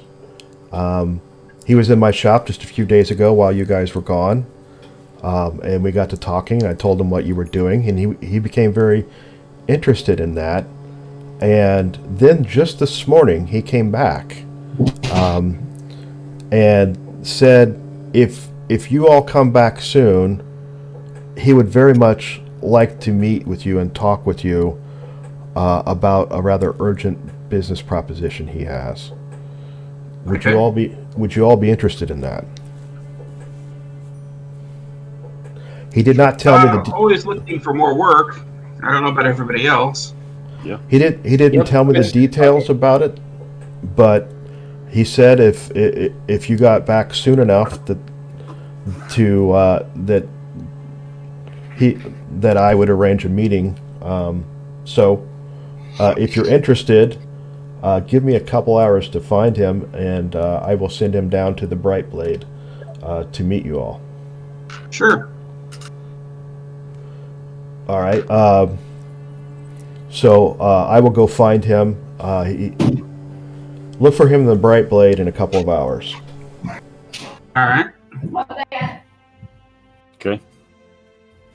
All right. Is there anything else I can do for you, gentlemen? Can you you know how to appraise a gem? Or do you know anybody who can appraise a gem? My knowledge of gems is not fantastic. I know. What about Mike? Huh? What about Mike? Can he appraise gems?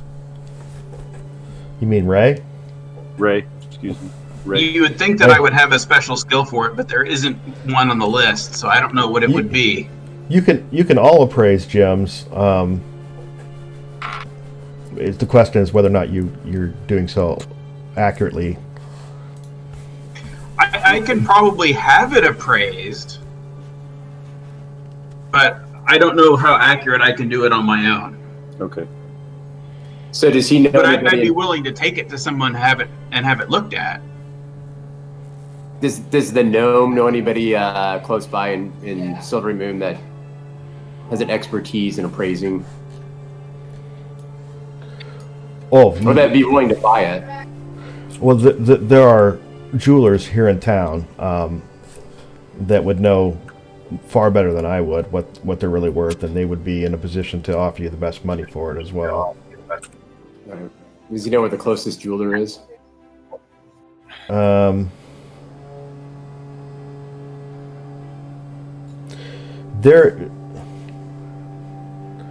There's a jeweler that very often shows his wares in the open air market that you know about because you live in the city.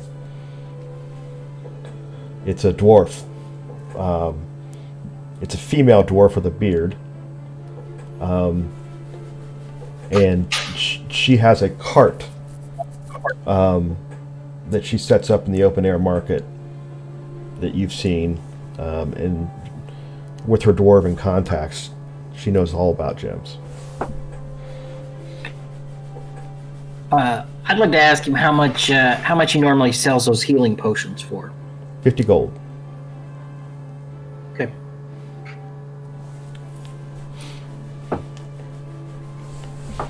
And he says he has very few left.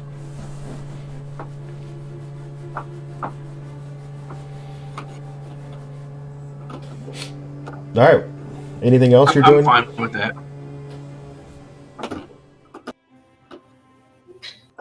You're muted, Jason. Nope.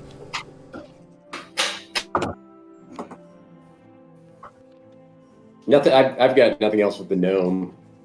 Okay. Or am I going to the open market and get that jewelist appraised? And I missed a little bit about the meeting the gentleman who's offering us work, but I'm assuming you guys got that. Yeah, he's going to meet us in a couple hours at the Bright Blade. Okay.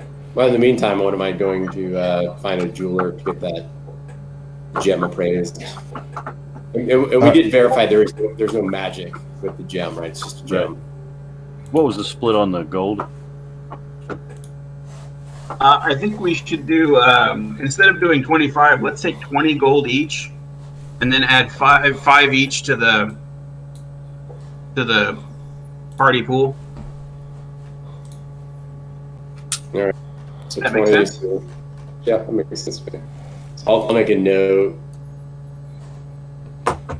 Okay. 20 gold.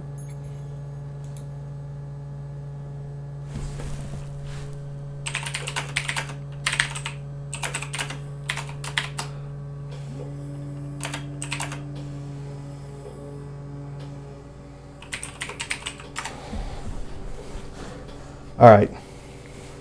Sorry, I was taking care of a little private conversation there. All right, so Synthon was going to go try to find the dwarven jeweler in the open air market. Anyone else doing anything for the next 2 hours? Yeah, I'm going to go ahead and I will take the extra loot that we have, and I will go sell it. Okay. And bring back the goods. How much loot is there? 2 scimitars, 2 maces, 4 daggers, a heavy crossbow, 2 light crossbows, and 1 2-man tent. Can you do that? Can you carry that stuff by yourself, little one? I can manage. Did you need me to with you? What's that? Do you need me to go with you? No, I'm fine. I'm fine. How many light crossbows were there? There were 2. 2 light crossbows. Oh, I do have some business in town. Okay. I want to buy a couple weapons since I got some gold in my pocket. Okay. I want to buy a. I guess I'll go by the go see my master. I don't even know how to pronounce it. It's a, and this, Jason, this is the thing I was saying you ought to look into. I was looking at the weapons, and there's a yucca lucka waka thing. A yucca waka. Yeah. Let's see. Weapon. Oh, let me redo this. Are you searching these in D&D Beyond? Yeah, in the under equipment. Yeah. Manage equipment, or just search. So yeah, I hit manage equipment, common and proficient weapons, and then scroll all the way to the bottom. Okay, common and efficient weapons. Proficient. Proficient. Okay. Oh, you just click on this. Okay. Howard, how do we add the weapons or change what we got at the bottom in the quick bar? You just click on the picture of it and drag it down there. I got you. Okay. So we changed the one weapon to something else, and so I was wanting to get rid of that. Yeah, use that. Okay. What's that weapon called again, Brad? What's it start with? It's Yikulwa. Yeah, you just, how do you spell it? YKLWA. So do you have to keep loading more to keep going down to the bottom? Yeah. Yeah. Because you got to add till it gets to the Y's. And basically, what it is, it's like the Zulu stabbing spear, right? It's like got a 1.5-foot blade on it on a short haft, right? And it does, if you're using it to stab with, right, it does 1d8, which is more than your mace, right? Or the same. Look at the mace, right? So it's more than your mace. But you can also throw it if you need to. Not very far. It's range 10 to 30. See it. It says damage 1d8.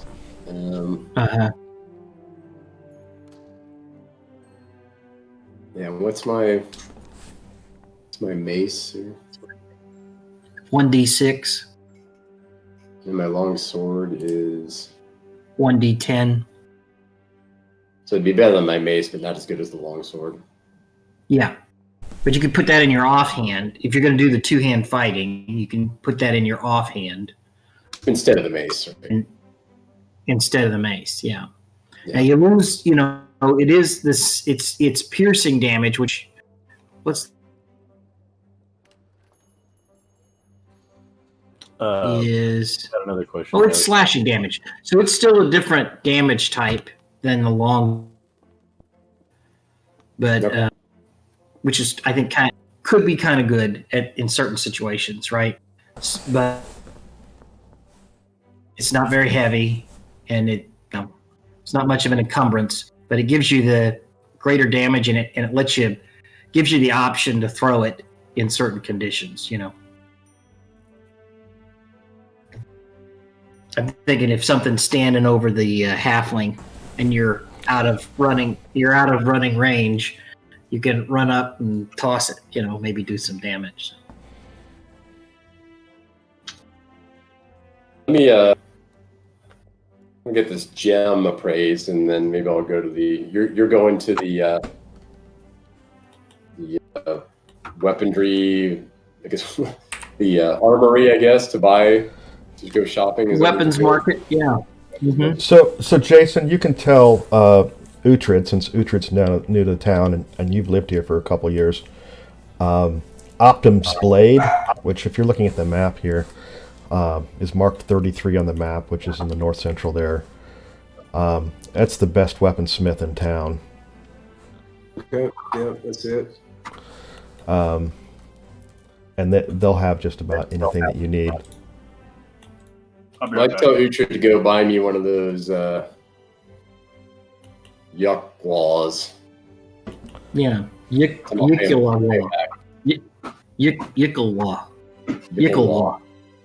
laws. All right, because I'm going to get a great sword too while I'm there.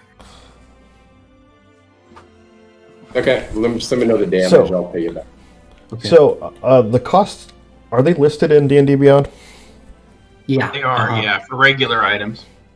All right, so for regular items, you can just deduct the gold. Those are all going to be available in this town. Just deduct the gold and add the item in D&D Beyond, and you can probably do the same thing in here as well. I could re-import your character after you get your D&D Beyond. All right, so I deducted 1 gold piece, and then I can just add it Can I sell my mace, or does anybody want a mace? You can sell your mace. You're going to get 50% of retail when you sell your mace. You can look up the value and then delete the mace and add in half the gold value.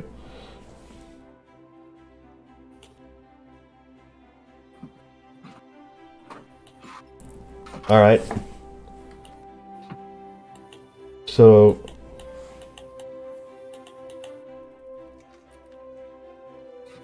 you guys only have a couple hours here, so you can't be spending all day. Yep.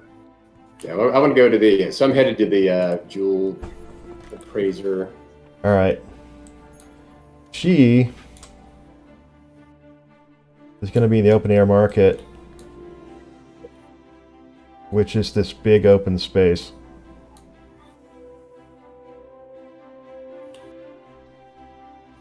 Over here. That's about where her cart is every day. And she's out there today. She's got a cart and she's got all kinds of rings and necklaces and other jeweled items on her cart. So I'm going to walk up to her and I'm going to show her the gem and ask her if she knows anything about this gem and what it might be worth. So you just took the one yellow gem that the sprite gave you? You didn't take any of the other gems? I think that was our reward she gave us for kind of saving her. Right. Right. We found some gems on the ogre. Oh. Did we divide up those gems, or do I have those gems? Can't remember. That's what I was asking Well, if we you. divided them up, we'll give you all the gems since you're going to the appraiser. That makes Oh sense. no, I do. Yeah. Okay. So you got I don't remember. you got a the yellow gem from the sprite. The ogre had 3 gems in his purse. And then there was that rock crystal that you found on the bandits. Okay. You actually have 5 gems. Okay. Well, I'll lay them out and ask her if she's familiar with these gems and what they might be worth. She has kind of a gruff voice. She's a dwarf. It's a little odd, because female dwarves have beards. But she is definitely a woman. She says, yes, sure. And she gets out her glass, holds it up, and looks up at the light passing through them, goes through each one. And then she says, "Are you looking to sell them, or are you looking to trade them? What are you looking to do?" Looking to sell. All right, so she starts with. Depends on what she has to trade. She's got some tools, right? Some dwarven tools. I guess I'm open, but I'm open to trade, depending on what it is. What are you looking to get? A ring, a necklace? Weapons. What? Yeah, magical weapons. She says I don't deal with any of that. The only thing I can trade you for are gems and What do jewelry. you got? Oh, other gems? No, I'm not right. interested in other. So you want to sell these? I want to sell. All right, very good.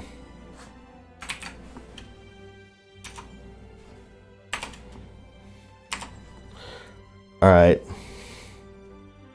So the first thing she looks at is this little pink gem that has some white stripes going through it, and she goes, "Oh, this is a fairly common little gem. It's kind of small for its size. I could barely get that into a ring. I'll give you 4 gold pieces. It's called a Rondo Crocite. Let's see, let's make it 5. We got a deal. All right, you're gonna have to roll persuasion on that.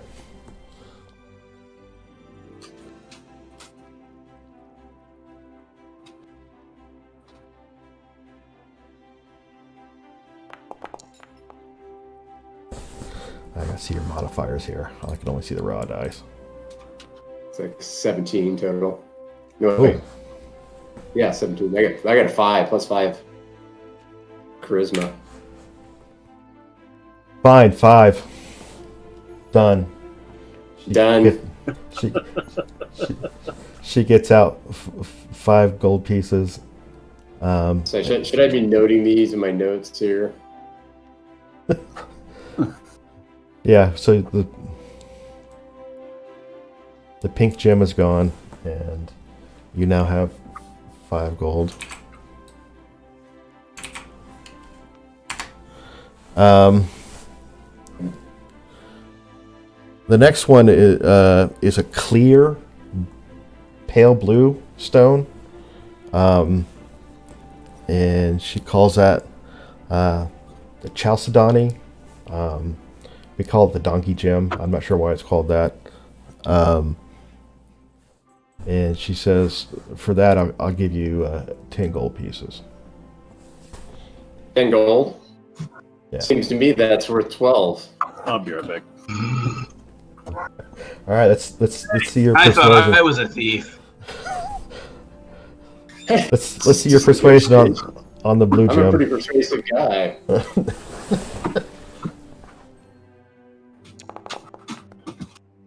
Now 10's the best I can do on that. No, I'll take 10. That was the donkey gem. Yeah, that's the pale blue gem. And then she moves on to the rock crystal, which looks like something you'd find out of a cave. It's white, kind of a milky white color. It's a large thing, and she says, it is kind of big. I like it. How about 15 gold for this one? We got a deal. 18, we got a deal. All right, roll persuasion on that.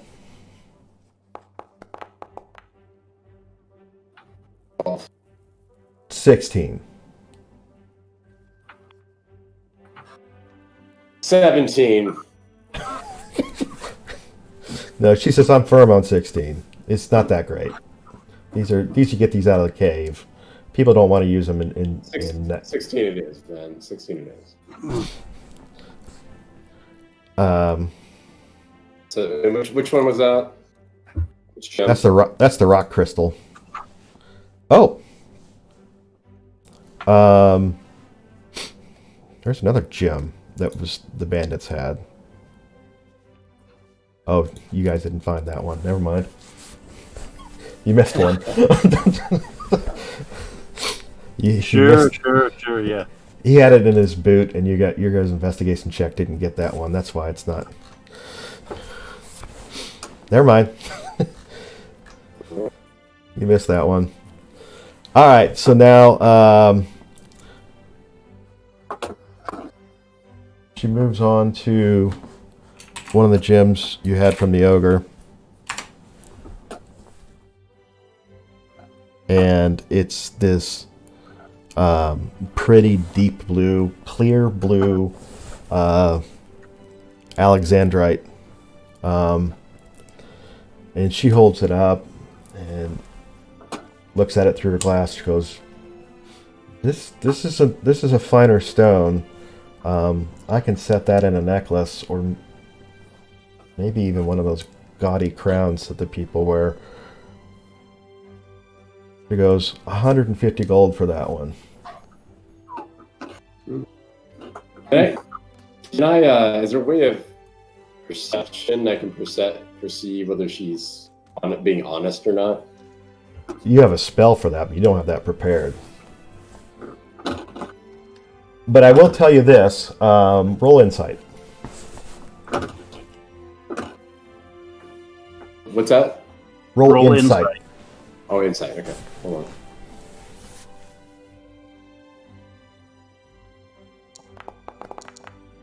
Two. All right, so you know her by reputation based on the dealings with your Tyrann, the Justicars. Okay. Know her to be an honest broker. Well, she was at one point considered, like years ago, she was in some kind of illicit trade. But since moving to Silvery Moon, she has been on the straight and narrow, and she actually has a good reputation in Silvery Moon. Okay. What did she offer me? 160? 150 gold. Okay, how about 160? We got a deal. All right, roll persuasion on that.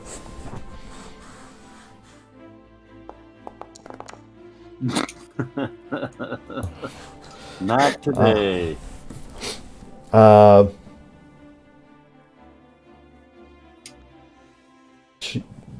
She hesitates and goes, 155. That's my final offer. Throw in a special lay on hands. 155. That's a deal. I'm making All a right. deal. So that takes care of the Alexandrite, and now we come to the Sprite gem.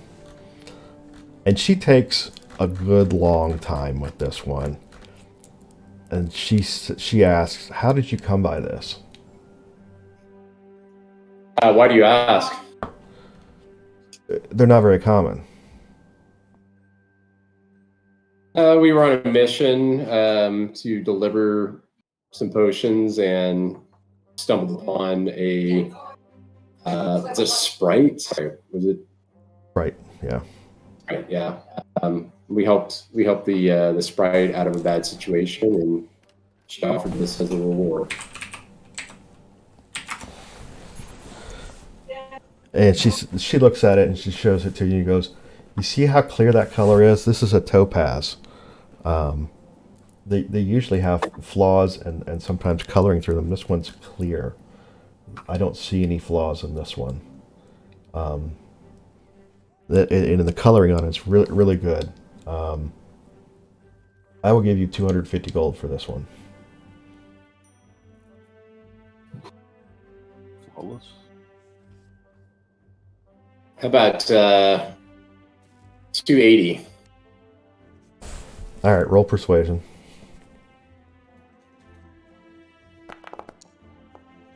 Dude, what is up with your dice? What's wrong with my persuasion's falling apart here?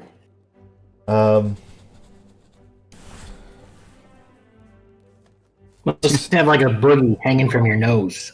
Yeah, I know. 265, that's as good as I can go. I'm going to have to spend a lot of work to reset this in something. I'm going to have to make an investment in this particular gem, so I can't go too high with it. 265. Okay.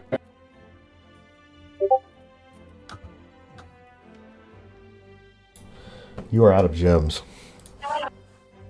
Okay. Well, I thank her for the dealings and going to take the gold, and I'm getting out of town, baby. See you guys. All right, you're going to take all kinds of alignment strain by doing that. Okay. Yeah, no, I'm just kidding. All right. So you took good notes on that? I did. Yeah. All right. The only thing I need to find out, Howard, is what's the going rate on a masterwork dwarven axe and a shield +1? Like very ballparky, because I'm guessing that they are both well beyond what the total take is. So I have notes on that. Hang on. Yeah, I could get those appraised while I was buying those weapons. The +1 medium shield is worth 1,170 gold pieces. Yeah, that's what I thought. retail. Mm-hmm. About And- trading value, it's got some scratch and dents on it. Where did you get the Masterwork axe? That was from the ogre.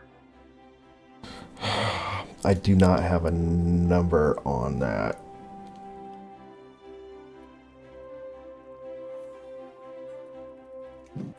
Masterwork. Well, I'm just asking around since I don't have the object with me to have it appraised. I'm just basically looking at it and saying, okay, not only do you guys barely get any cash, but you probably owe us.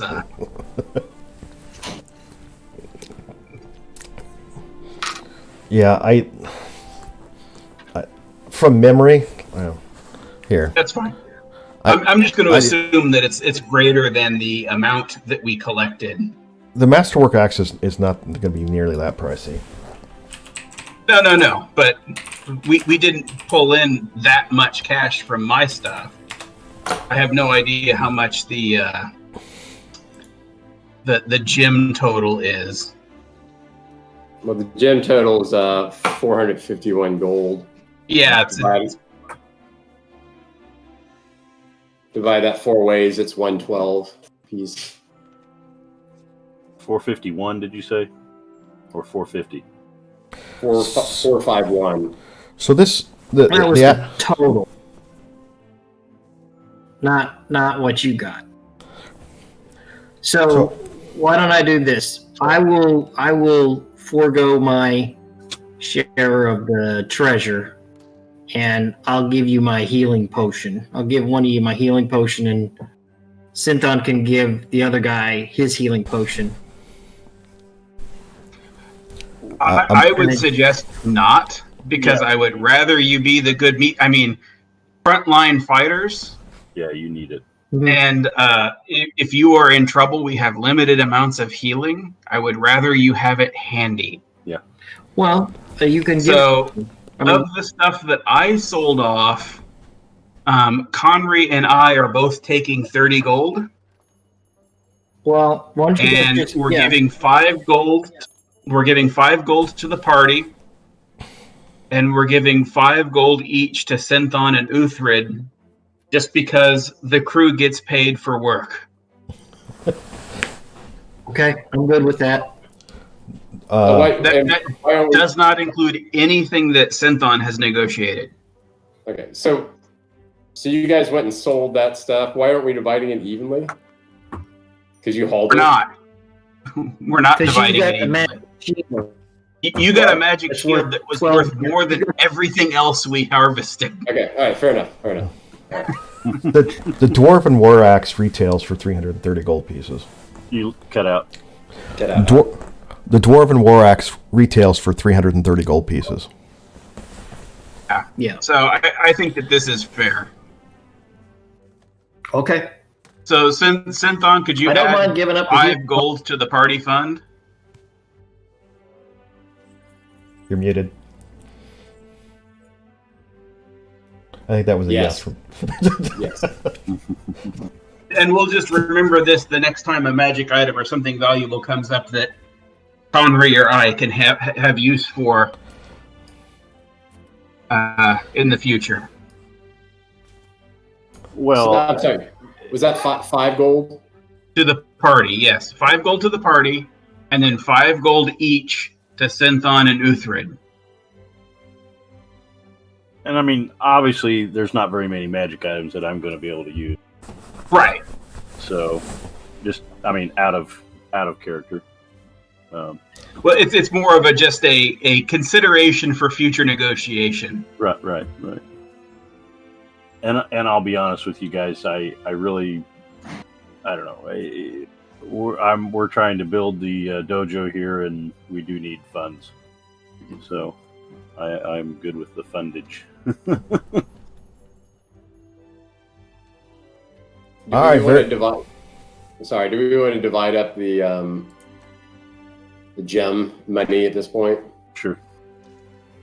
Well, yeah, I think they're going to. Ray and Conry I should think split Conry and I are getting the majority of it. So what do we got? Oh, 451. Well, so the total is 451. So how do you want to? How are you proposing that we split it? Well, I guess I'm still a little confused on the stuff that you sold that we got a smaller cut of, right? Right. Does that, and I haven't been tracking, does that equal what? Not even close. Yeah, what was the total? All right. I'm so pretty much Your shield alone was 1,100 gold pieces. All right, but so, but his if he were to sell his shield, he'd get 550 gold pieces for it.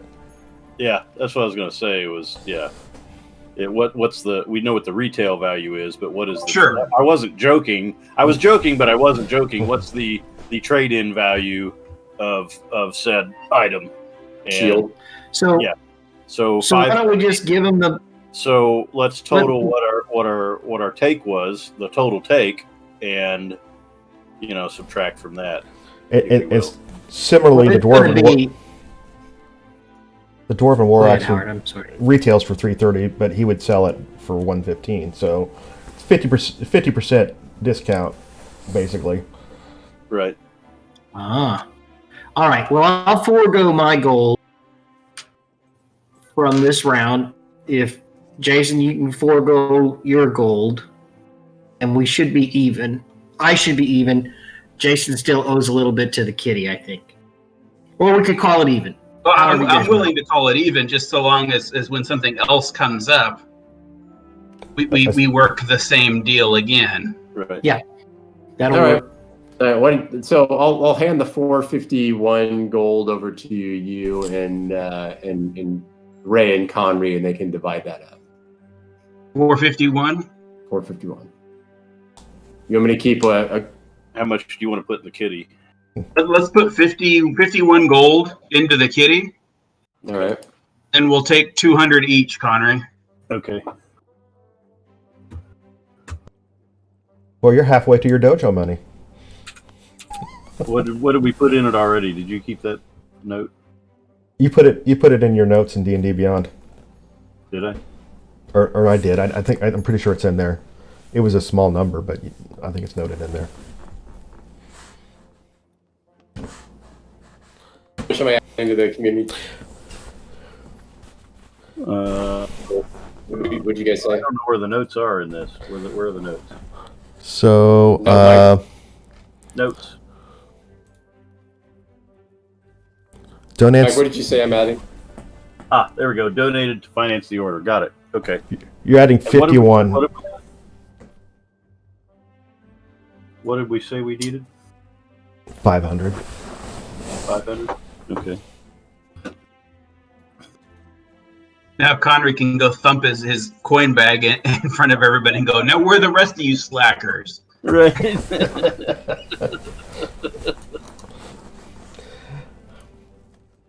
All right. So, anything else we need to resolve? I recognize that you all are probably going to meet with your respective NPC contacts, but we'll do that offline separately. Yeah. In terms of party actions, is there anything else you need to settle here? Nothing that not for the. I mean, there's some flavor stuff that I want to do, but it's not a real big deal. We can do that offline. Okay. So. You all headed to Brightblade for lunch and rendezvous with. Yeah. So we're not. Are we counting our? In other words, can I stop by the dojo before? I'll stop by and. Okay. You can say you checked in with your master before you headed out. All right. Similarly, that I assume So Synthon would stop by the Tower of Balance and check in with the Justicar, and Ray would check in with his contact, and Uhtred might be doing something to establish some contacts. So we'll do that all separately. Okay. All right. I'm adjusting some things on my total. I'm good to go. Okay. Yeah, so we're gonna go meet that guy at the Right, Blade. Right, boy, is that a tavern? It is. Good, I can get some ale. Uh-oh, something just happened. I just got kicked out of the game. Hold on. Yeah, kicked. What is it? Wow, I am huge. Yeah. What do you mean? When the scene transitioned, it was zoomed all the way in on me. Oh, Actually, I like took up the entire center of the screen. Huge midgets. Yeah, that's one of my favorites. The Bearded Man. yeah, this place looks familiar. We had our first encounter here. Right. All right. Well, you. I guess you I'm actually, going in. You actually had your session 0 encounter here, the unofficial encounter. Very good. So thus ends chapter 2, and now starts chapter 3. My question that I had, Howard, was that down at the bar at the bottom, when I change that weapon type, it says that I do not have that item. Oh, now it does. I don't know why it was saying it earlier. It said I do not have the item. Now it says I do. Yeah. Okay. Is it working now? Yeah, it's working now. It wasn't working earlier. So. All right. Very good. So you return to the Bright Blade, a place that you know well. You had a general description of the man that you're looking to meet, but when you walk in, you don't see anyone really matching that description, so you decide to go ahead and get yourself a nice meal and sit down and wait to see when he shows up. But suspiciously, there's someone over in the corner there. Yeah, I'm going to tell I'm going to get the private room down in the corner, Howard, and then let him know that we're waiting for so and so if he happens to come in. All right. Well, you actually didn't get a name. Okay. You only got a description of the man. So you'll have to watch for him to come in. All right. Do we want to leave I'll some- eat at the bar if you guys want to use the private room to eat. I mean, I'll eat at the bar. I don't care. Are you Use the allowed bar. alcohol? Who? You, Mr. Monk. Yeah, there's nothing that says that we can't. Monks brew beer all the time. Actually, one of the styles is drunken. So Drunken master. Yeah. where you're required to drink just to fight. There's a cat in the picture. Saber-toothed cat has appeared. There's a what? A cat. One of my cats is crawling around up here. Khajiit. Guys, you I- like to sneak. So you guys are going to bail up the bar and get a hot meal. Yeah, I guess so. Is Yes. Uhtred going to join you? Post a guard outside or anything, or just It's in the middle of a city. There are guards that do that professionally. Actually, Yeah. actually, the NPC you see by the door is the bouncer. by the door? Yeah, right there. Yeah, you'd have to turn around to see him, but All right, I'll lean up against the bar.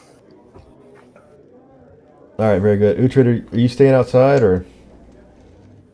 No, I'll go in. Big ogre, you. Come on in, sit down. All right. 3 hots and a cot. So. I'll buy the first round. Pass. All right. So, everyone, knock off a copper for your meal, and then Conry, knock off 5 copper for your meal and a round of drinks. Okay. How much? 5 copper? Conry has to knock off 5. You guys knock off 1. Okay. So you sit and wait. People come and go a little bit, but you don't see anyone meeting description. And then after a little, about half an hour, time enough to really finish your meal, a tall, slender man comes through the door. Let me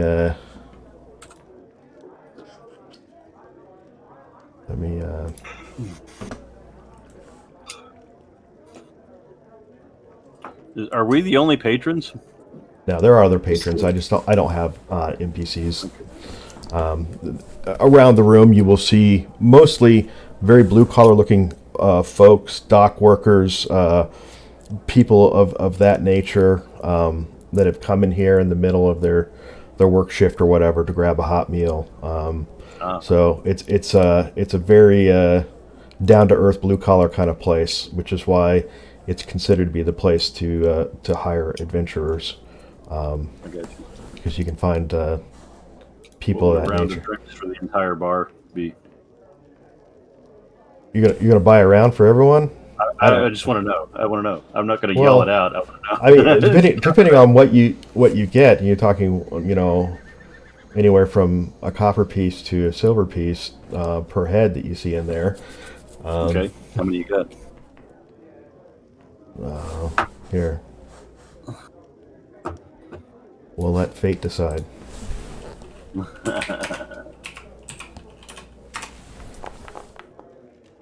There's 10 people in there, other than yourselves. So that'll cost me a silver piece. Yeah, if you did a round of ales, yeah. Okay. Bartender, a round of drinks for everybody. Very good, very good. So he gets the barmaid to come over, serves up a whole bunch of ales. You get a couple raised tankards as they receive them, a couple polite nods from people sitting at various tables around the room. So after the drinks are, as the drinks are being distributed, this tall, slender man comes in. Let's give you a bit of a visual here. I'm going to keep an eye on Synthon to make sure he doesn't get loaded before the meeting. Exactly how That's you quite possible. how you gonna cut him Oh, off? I think you'd try. So this man he walks rather slowly. I love the squirrel. with a pronounced limp, and he's using an ornate staff as kind of a walking stick, a bit of a crutch, if you will. His clothes are not fancy, but you can tell that they were chosen for their utility. As he walks, you can see a bit of his belt. You see some pouches on the belt, and you see 2 wands tucked in the belt. He has a long white beard, and he's mostly bald. And as Conry noted, on his shoulder, there is a squirrel that's sitting up there and looking around the room. The man seems to ignore the stares from the patrons, and he comes right to you, as though he knew exactly where to find you. He moves slowly across the floor. Halfling, a half orc, and a paladin walk into a bar. Yeah, can't wait to hear that punchline. Conry is the punchline. Do me a favor. Let's get a round of perceptions. And I'll offer him an ale as well. Of course, I bought a round for everybody that included him. All right, let's.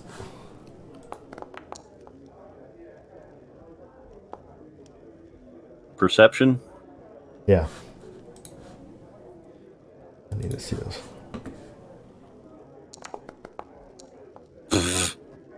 I'm in the room. I know that. Are you sure? I don't so. think I got Uhtred's perception. I think the ale is helping me see things clearly. I can see A clearly. drunken master paladin. All right, very good. So, Synthon, as the man approaches, it looks as though he's actually talking with the squirrel. And the squirrel. Yeah. I was The thinking the same He's thing. crazy. No, No. that's just And familiar. the squirrel seems to be acknowledging the talk.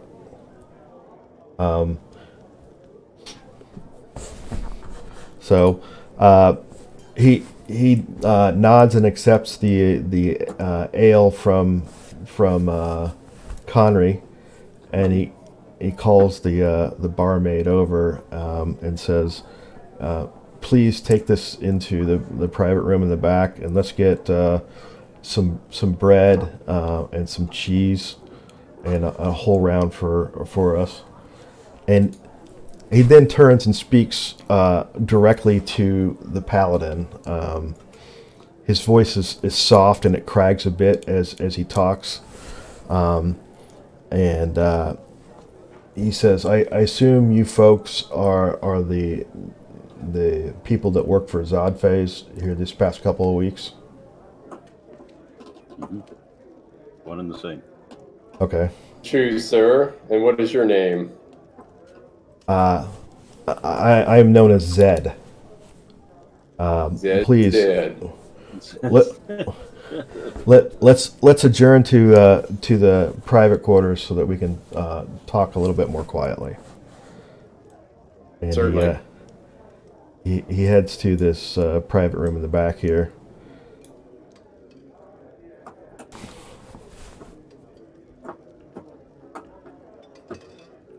In there. Yeah. Oh, the back corner. Yeah. Oop. You can just click and drag them. We're not in combat right now. You don't need to measure anything. It told me that I couldn't move through solid objects. Oh, the door's not open. That's why.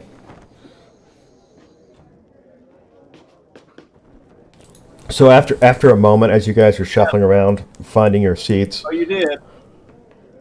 the barmaid comes in, drops off a round of drinks, some bread, and some cheese, and then she pulls the door closed behind her.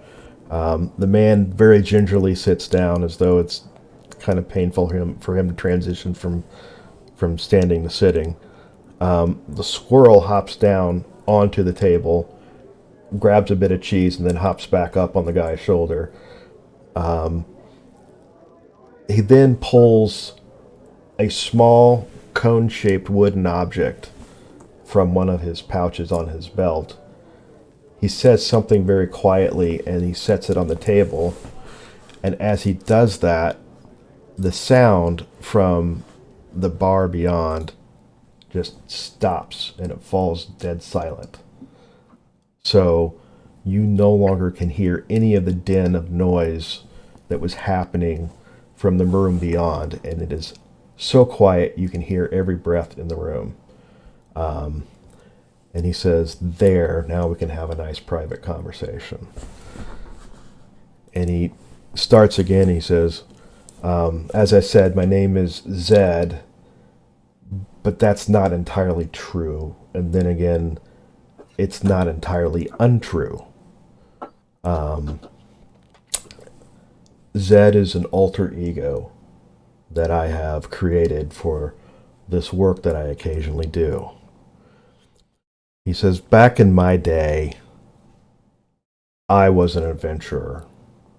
I used to roam the entire realms seeking my fortune with a group not unlike yours. I spent many years on the road seeing some of the most far-fetched places in the north. We were fairly successful, and I made my fortune, and I retired some years ago. I left that whole life and found a more quiet life here in Silvery Moon, where I could live in relative peace and calm and study my studies. But soon thereafter, occasionally people would come to me with problems. They knew that I had some skills, and they would hire me to try to help them solve these problems. And if the opportunity was right and it made sense for me to do it, I might help them. So over the years, I built a bit of a reputation as someone who could help people do things like that. Well, to be honest, my days of being able to do things like that are nearing an end. My eyesight, my hearing, my mobility, I can no longer be doing the dangerous things that I used to do reliably. What I need is someone who can help me do those things, because these people, they still come to me and they still need help. And if I can't do it, then perhaps I can hire some folks who can do it.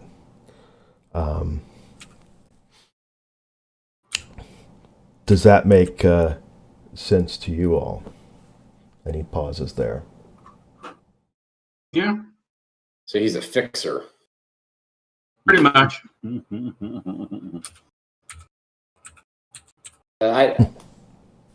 gonna ask him. I'm going to ask him if he happens to know a man by the name of Carwin West. Has he run across Carwin West in his travels?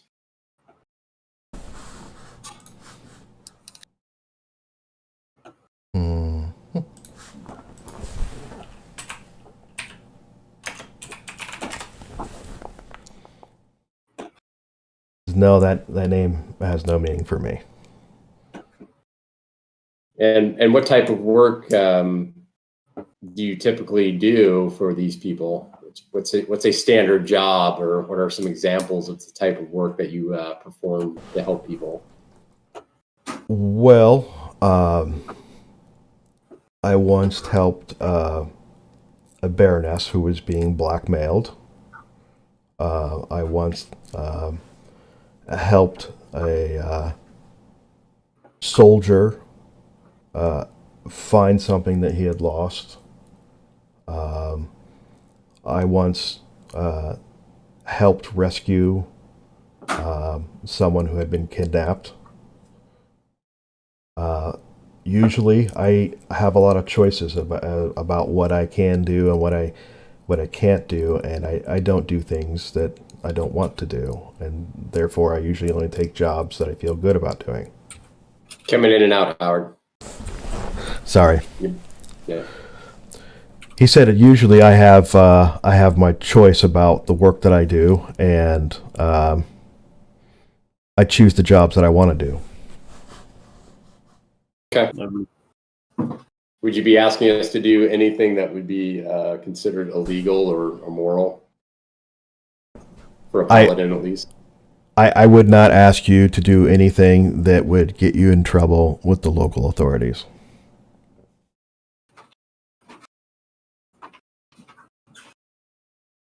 And how do you expect to, or how is payment made to us for this assistance? What kind of payment? Well, I will pay you, and then I'll collect from my customer. You pay us up front?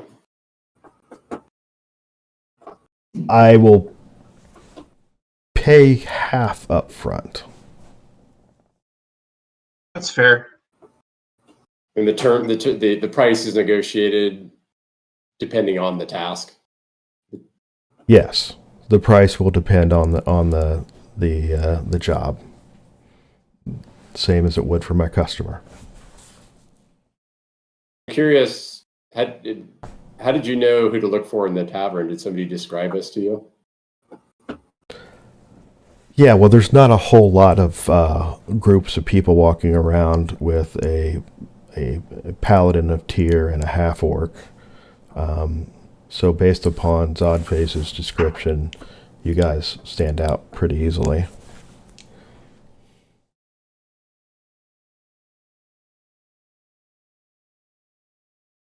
Well, I guess we want to.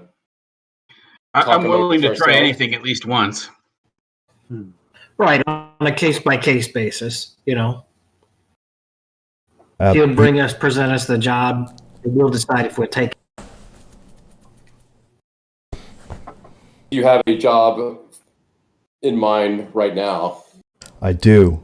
That's why I asked Oddface that if you guys got back soon enough to quickly arrange a meeting, because this particular opportunity came up rather suddenly, and I think in order to be successful at it, the quicker the better. So if you all are in agreement, I will tell you about my opportunity. What was the name of the group that you ran with? The name? Yeah, did you have a name for your group, your adventuring group? No, we never called ourselves by a name. The Rockets. And our arch rivals were the Jets. Rocket and Blast. No, there were some famous adventuring parties. That's what I was getting at. Let's get to it. I want to kill something. Do you actually say that out loud? Yeah. Roll intimidation.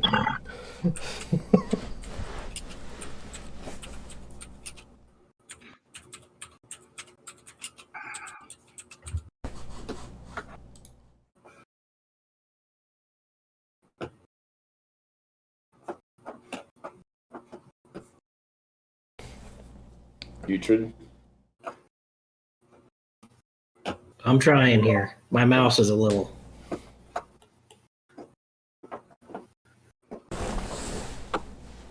For some reason, Foundry really slowed down for me. Is it the animation of the fireplace? I don't know. I don't even think we can see it anymore. Yeah, but it's probably still running in the computer. I have that cheap Florida internet. I don't know, dude. I pay good money for blast internet from Comcast. I think it's more like the cheap computer I'm playing on. All right. That's pretty intimidating. Well, he chuckles a little bit and he goes, I believe you're going to get your opportunity on this particular job to fight things. And he turns to the squirrel, and the squirrel kind of nods in agreement.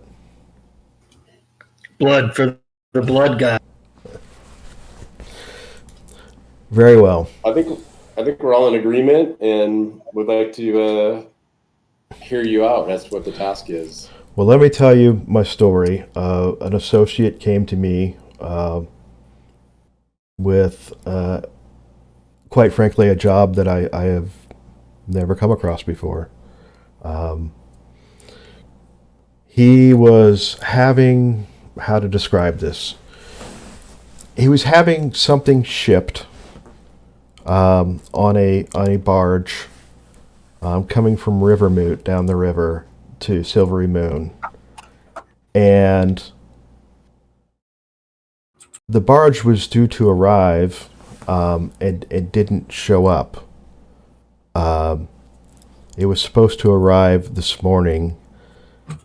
Then later in the morning, one of the people who was on the barge showed up with a story.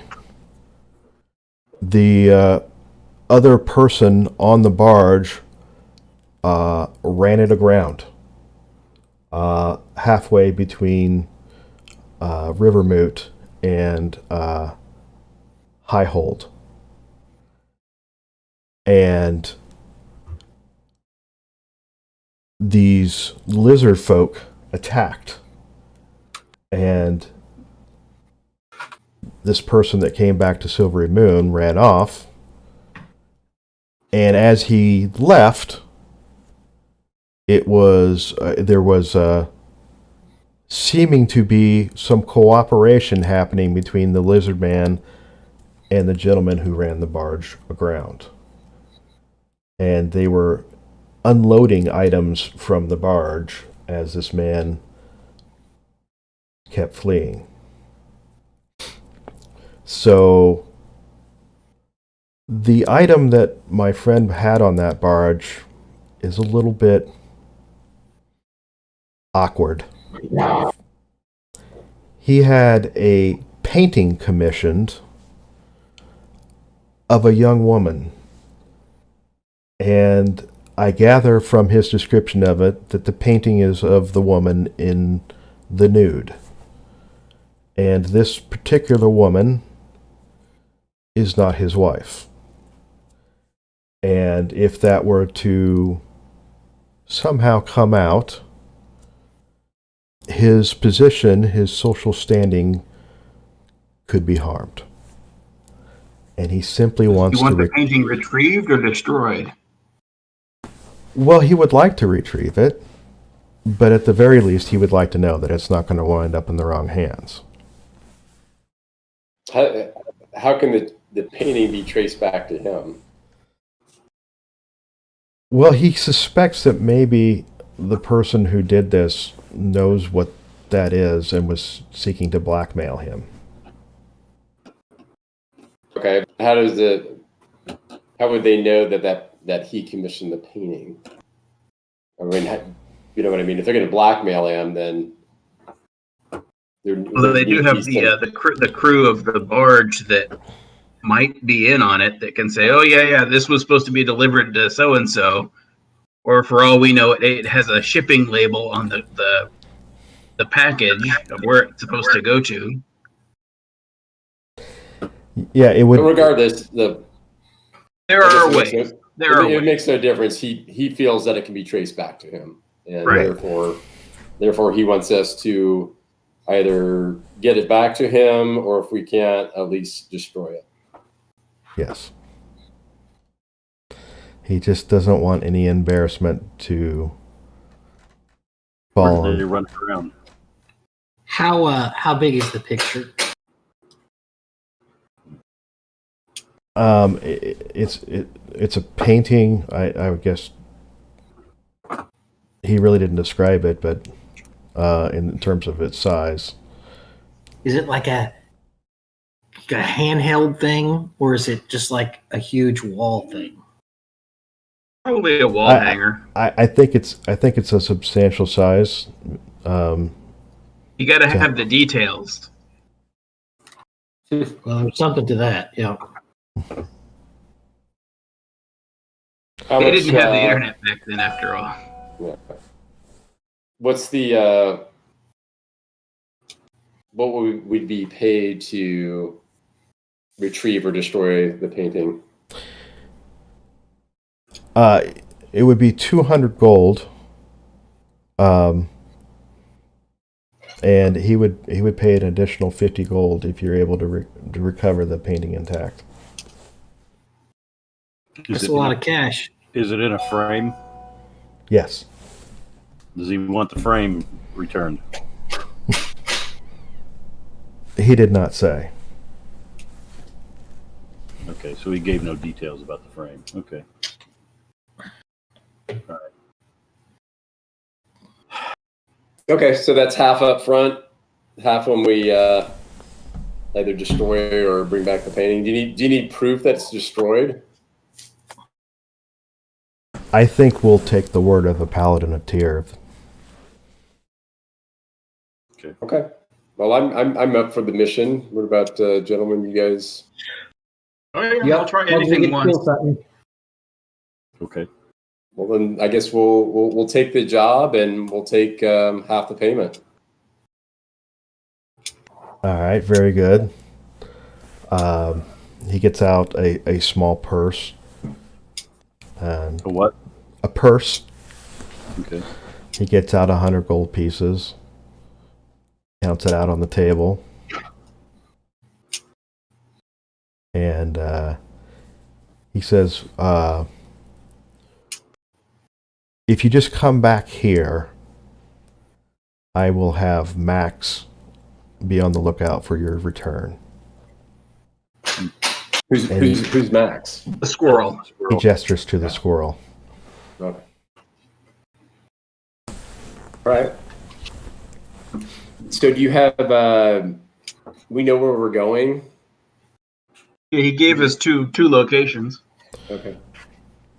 So do we want to divide this gold up now?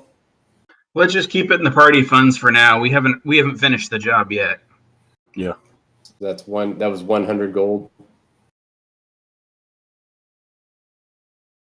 What's Max's favorite treat? You gonna ask him that? Yeah. I look at the squirrel. What's your favorite treat, Max? Roll persuasion. Human flesh.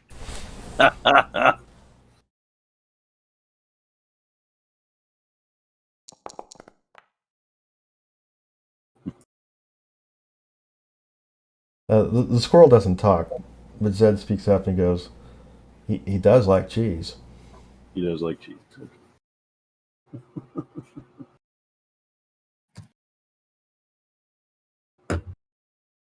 Well, he slowly starts to rise and starts to get up and says, if that's all, gentlemen, I wish you all good luck.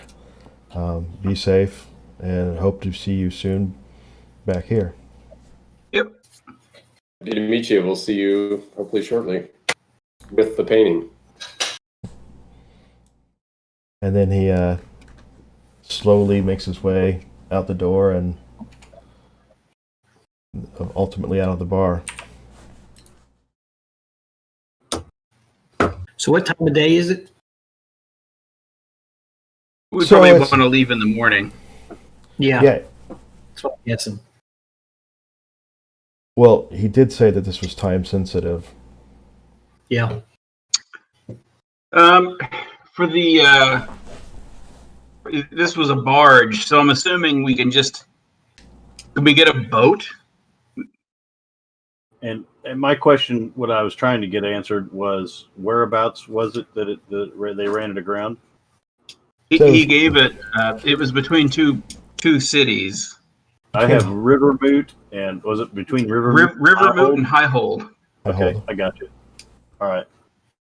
What do we know about Highhold? Roll history. Oh, And Howard, while he's doing that, can we get a region map up on the screen? Yeah. oh, jeez. Can we all roll history? Yeah. Jason, you can roll with advantage.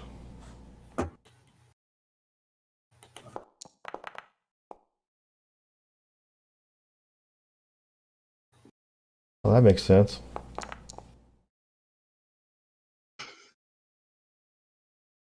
Fair enough.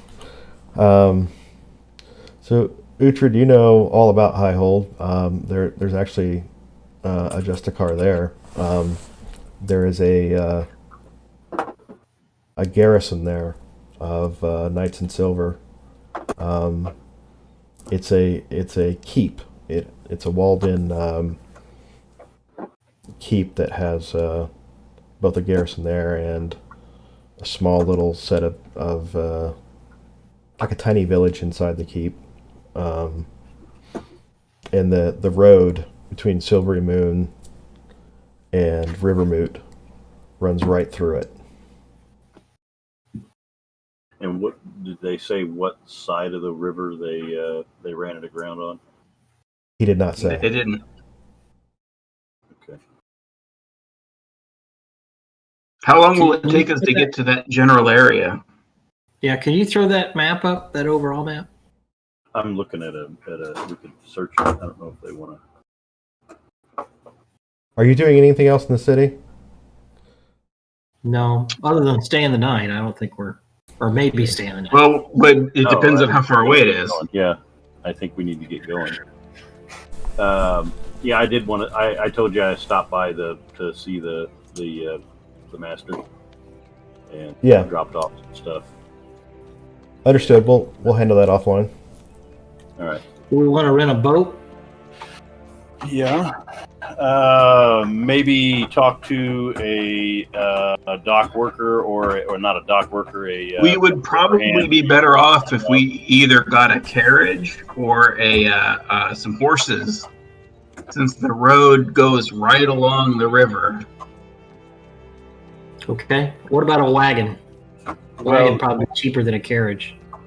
Well, that's what I meant. But It'd be a lot faster to take the river, though. The river's flowing the direction we want to go, right? Yeah, you're headed downriver. Okay. It seems like a lot. I don't mind taking the river, but I float in leather armor. You do float in leather armor? Well, I do. You're I not don't, wearing yeah. leather armor. You might sink if we have a problem.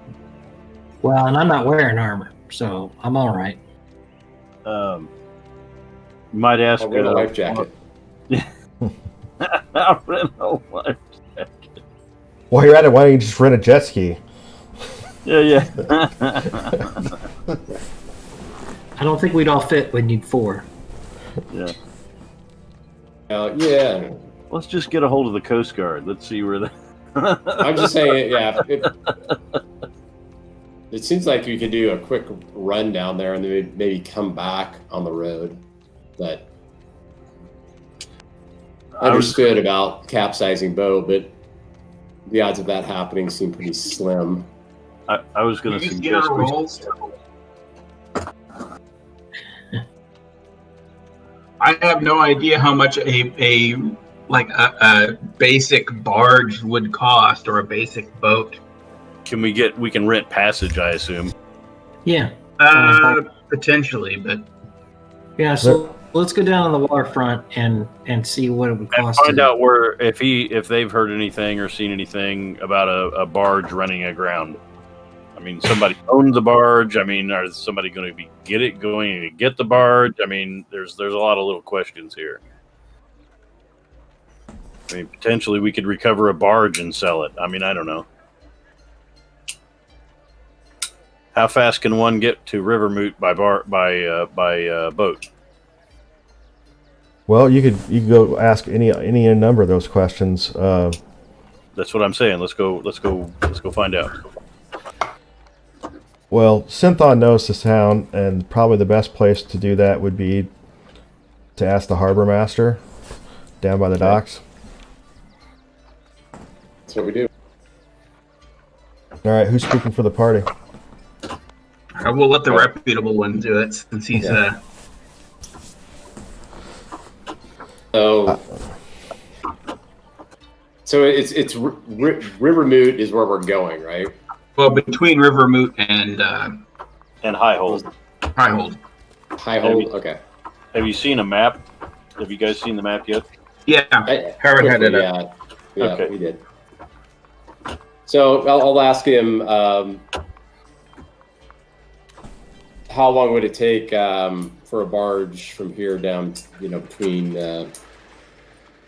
Rivermoot and Highhold, wherever that is. All right.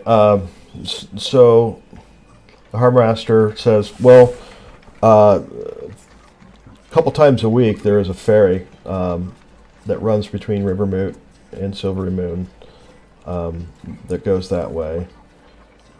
But you're saying you're not wanting to go all the way to Rivermoot. No. No, can we be No, dropped off with one? Well, the ferry doesn't make any stops. It runs to Rivermoot. It's the only place where they can safely dock. They don't want to run the ferry aground. How long does that trip take? It takes almost 2 days by ferry. How long does it take by road? On horse? Like maybe a carriage? Yeah, horse and carriage. It's not that different. You actually travel faster on a horse, but you do have to stop and sleep, whereas you don't on the ferry. So it's not going to be, in terms of time-wise, it's not going to be much different. Okay. Well, and what would they? What's the cost of the ferry? ferry is 1 gold, one way. Pretty cheap. I don't think we can wait on a ferry though. We need something. When's the next ferry? I guess.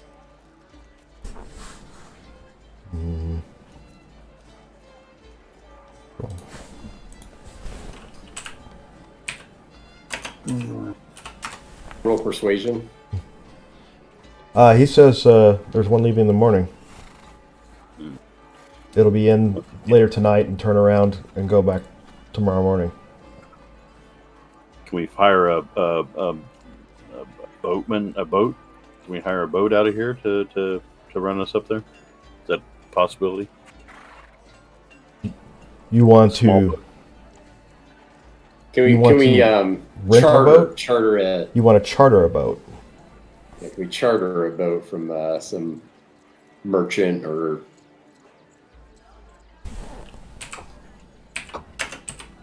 A pucky dockhand who's looking to make his fortune. Right.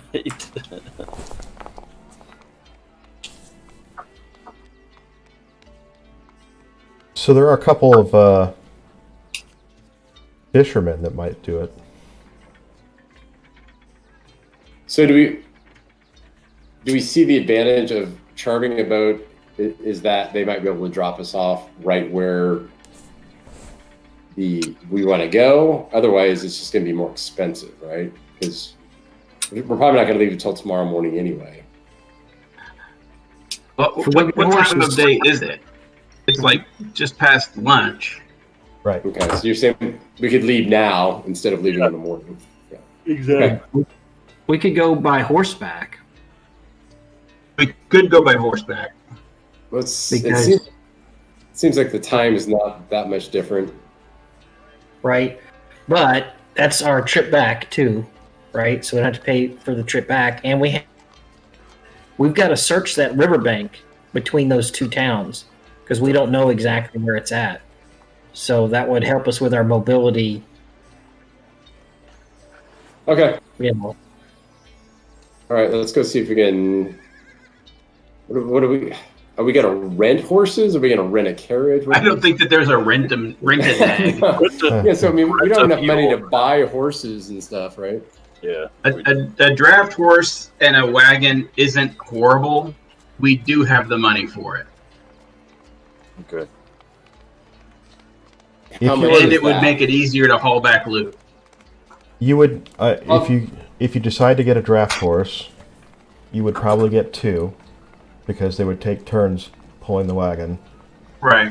and you'd have one behind the wagon just walking. You would need to get provisions to feed the horses along the way because the horses need to eat. Fortunately, you're going to be along the river, so you can get water anytime you need it.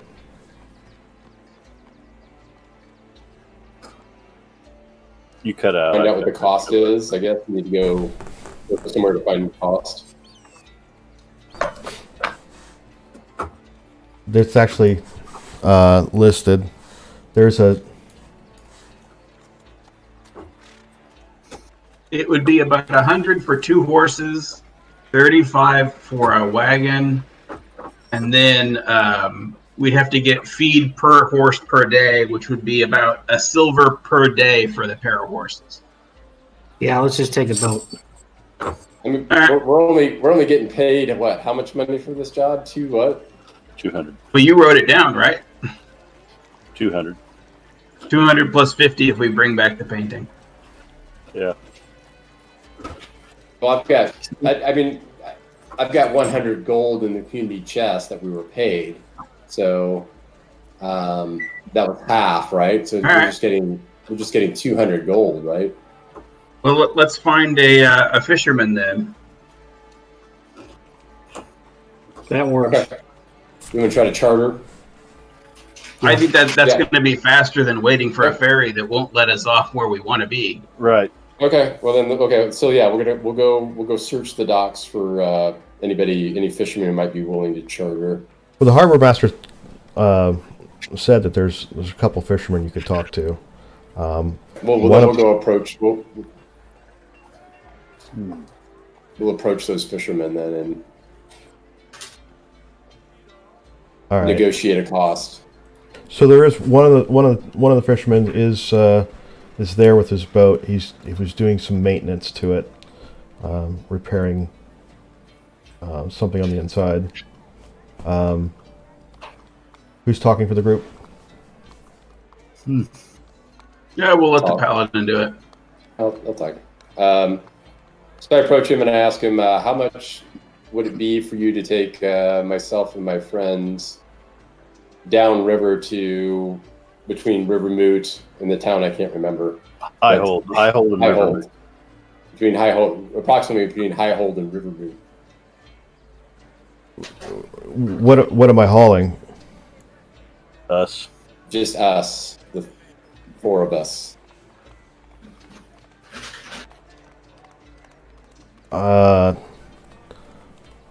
And you're wanting to stop in between the cities? Correct. That's correct. We're looking for something. Is there danger involved? No anticipated danger, to our knowledge. No more than usual.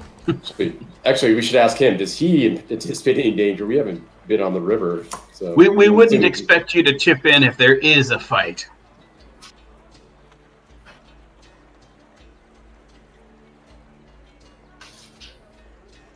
He says, I'll do it for 10 gold pieces. Ask him. How about 8? All right, roll persuasion. As you remember, 1 gold piece is a peasant's yearly income. No, 10 gold pieces. 10 to 20. 10 gold pieces.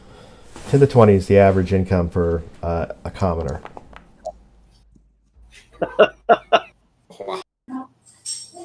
All right, 8. He's going to do it for free.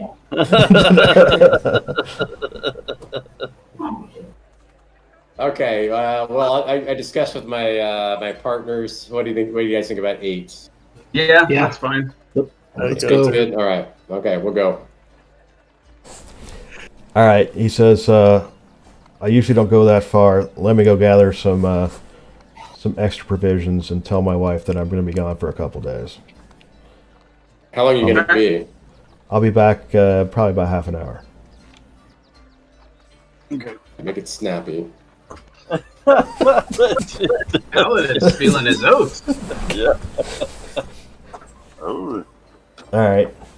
He leaves. He comes back about a half an hour later. He's got a couple of sacks and a backpack. The boat's a little cramped for you all.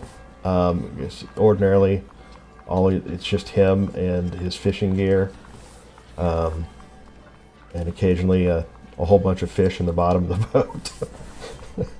So he. While we're waiting, I am going to buy some fishing tackle, Howard. Oh? You're going to go fishing Well, on the way? I want to eat fresh fish instead of dried meat on the way. Yep. That sounds good. Okay. All right, so you're going to fish on the way. Yep. I'm adjusting my gold now. How much for All right. fishing gear? Sounds According to D&D Beyond, it is 1 gold. 1 gold. Okay. So,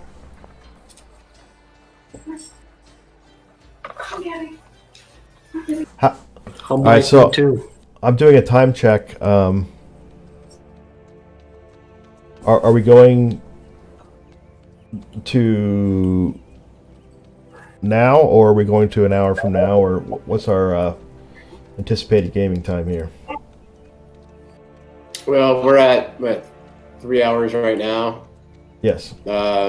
I could probably go. I can't go too much longer than 2:30. But if you wanted to go for another 20 minutes, I could probably do that.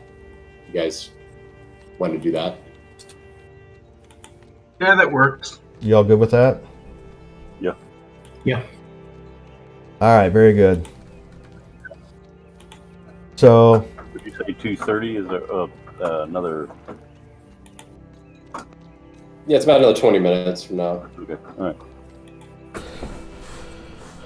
All right, very good. So you pile all your gear and stuff into the boat, kind of cramped quarters, and you start sailing downstream. The halfling, as soon as you clear the city walls, you can start fishing. Yep. Let's do a little. Gaten Morton pops up. Can I see your license? Dang it!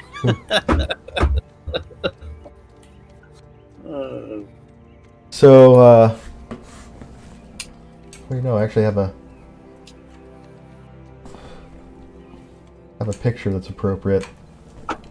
So the boat you're on looks a little bit more like that boat on the very right. It's got a single sail, smaller boat. You're kind of boat on the right, the rowboat. No, the very right. Okay. It's like It's got a single sail. okay. He's in the back operating the rudder. He's So not he's not using very much sail right now because you guys are going downstream. You do see other traffic on the water, going here and there. Most of them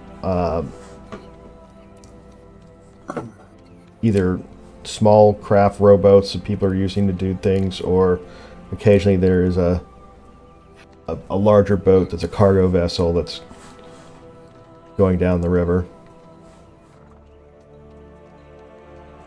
Get some notes out here real quick.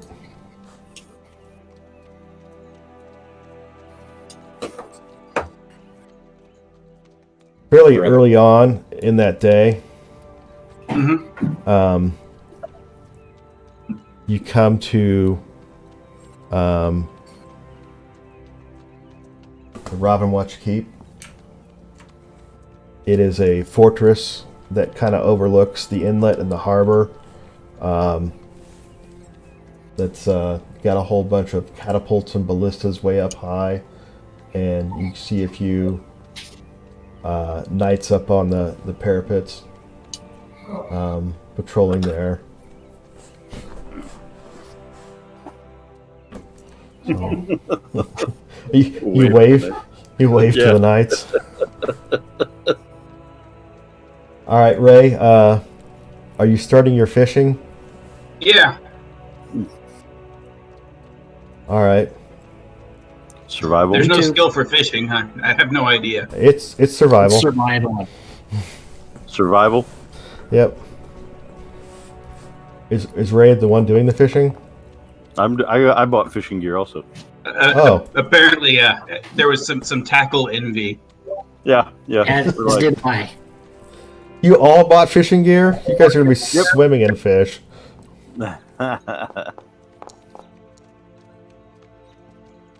All right, so You're gonna be swimming in fish. Uhtred. If everybody else is fishing, I feel no need to do so. Uhtred catches a fish. Connor gets two. Ray gets skunked. Hey, maybe we The can guy pay our with way the idea to fish. get fishing tackle gets nothing. Yeah. And then as That was a night good idea though. as night falls, he pulls the boat over to the shore. Gets out, stakes a stake into the ground, and ties up a boat to the stake. And he says, "I don't sail at night.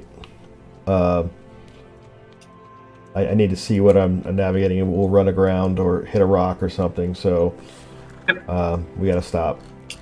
So tell me, is there a place up around High Hold where they might run aground? Anywhere there's ground. Yeah. Well, between Well, High Hold and Riverboot, is there any sandbars, known sandbars or anything? Well, there are low spots here and there that you have to know what you're doing. There are some rocky formations here and there. It's not too hard to navigate as long as you stay in the middle of the water. So if they ran aground in that part of the river, it was probably poor navigation. Okay, sure. Jason, I asked him you're how muted. long he's been fishing this river. Sorry. What if we were able to provide him a light source to navigate by? He still has to sleep. Well, and your light source would have to illuminate the water and everything underneath it. Okay. He needs to be able to see well in advance. So you guys are going to camp. I actually did not have my camping map on my quick bar.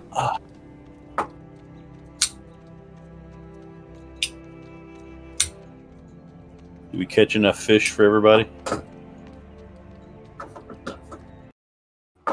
You caught 3 fish. It's it's pretty good that everyone can have a fair bit of fish. Okay.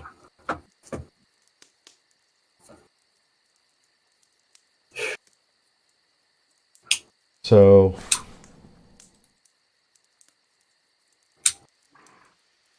some PCs out here. Oh, I don't think we need Stefan, do we? Stefan Yes. rolls up. That one's back. He was He never accidentally. left.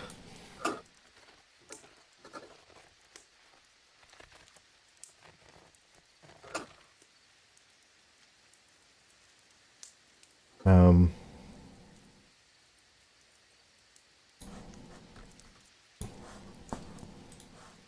so your fisher person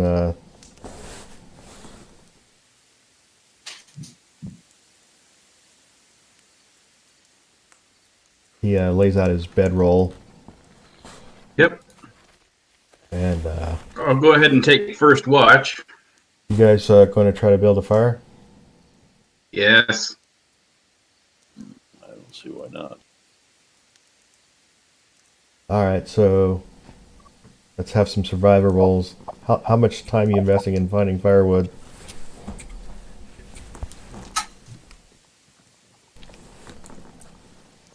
Uhtred, that's probably for you.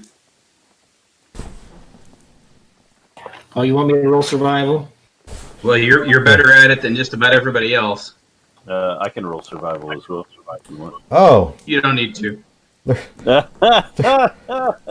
there's a couple of downed trees that have wood just readily available. It's not much effort to find plenty of firewood. Hello. So I'll just drag the tree over. Chop it up. We'll lay them on top of each other and set them on fire. Right. There's plenty of dry brush underneath to start with kindling and all that.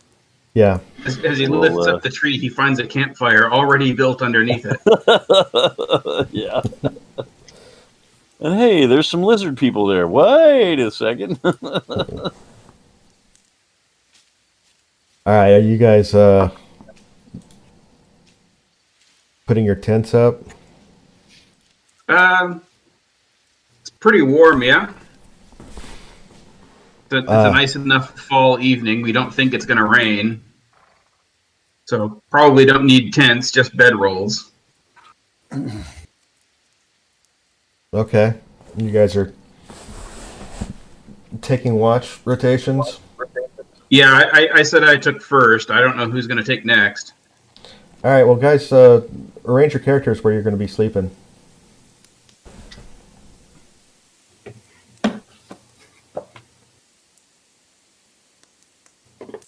Where's the river?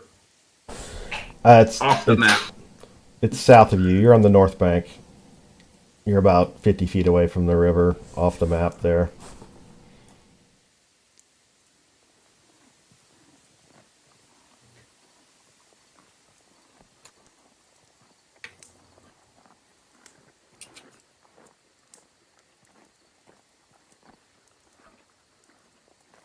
So are Uhtred and Ray spooning up there? Is that what's going on? I don't know. He just came up to me. While you were sleeping. I didn't see him. Joke's on you. I'm taking first watch. I'm awake. I still don't see him. Little room here. Let me show you this thing with this axe. So, Ray, do you like gladiator movies? All right, Ray. Let's have a die roll, please. Did we do a quick? I'm assuming when we were looking for firewood, we did kind of a quick look around. 69. Don't get any ideas, Uhtred. All right, your watch passes without incident, with the exception of a snoring half orc. All right. Who's taking next? What did we do I'll do last the next time? Yeah, he usually takes the deep of the night there. Yeah, because he's got night vision. Right. Perception we're rolling? Yeah, you It's the just D100. D100.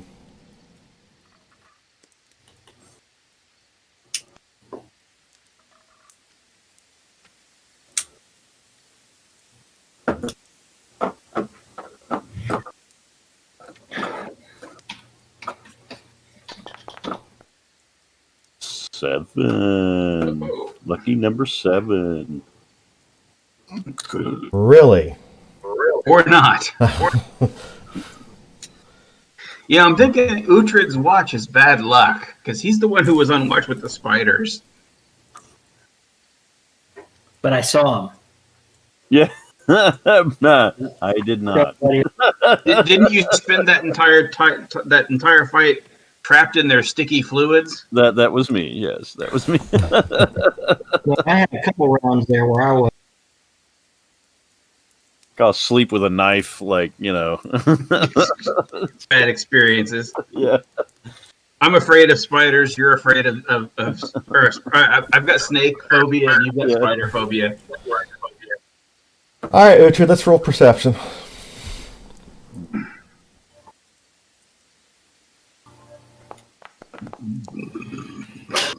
Ouch.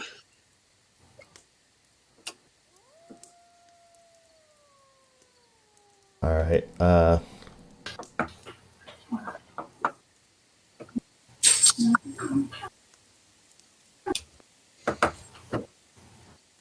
Where's Uhtred at? What's your perception range? How far can you see in the dark? I have dark vision out to 60 feet, and then dim vision 30 feet out from that.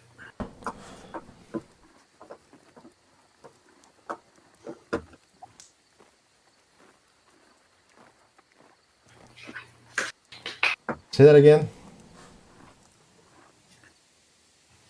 Dark vision out to 60, and dim vision out to 30. 30 Usually- more, I should say. You can see shades of gray up to 60 feet, Yeah. and you can see more detail up to 30 feet. So colors and okay, so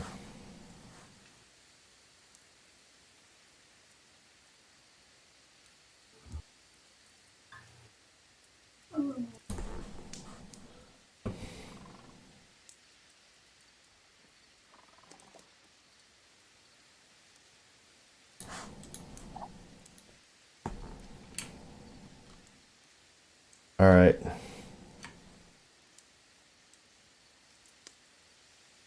So you hear rustling to your southeast. I can't. Well, let's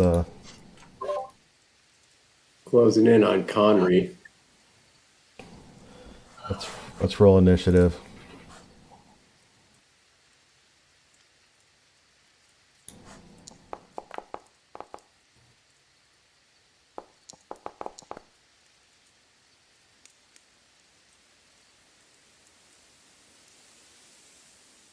Oh, nice. Wow. Monitor. Isn't that what you had as a pet, Matt? Close. That's a Komodo, which was a cousin to what I had. A Savannah monitor. Oops, I accidentally hit it again. Much smaller.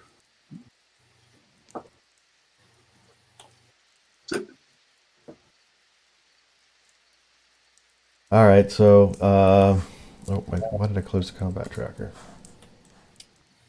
I'm gonna have a hard time rolling initiative here. Because you're not in combat yet, you're asleep. Okay. So So I'm gonna shout to warn everybody. There's something. yeah, you I got didn't to know wait. it was that warm up here. Oh, you're down at basically sea level now. Okay. You actually Well, we had headed, giant snakes in the mountains, Matt. It's not a stretch. Yeah, that's true. That's true. That's true. Okay. so bad news for Conray. Because this one's going to get a free attack at advantage. And he's prone, so it's It's at yeah, advantage. that's gonna hurt.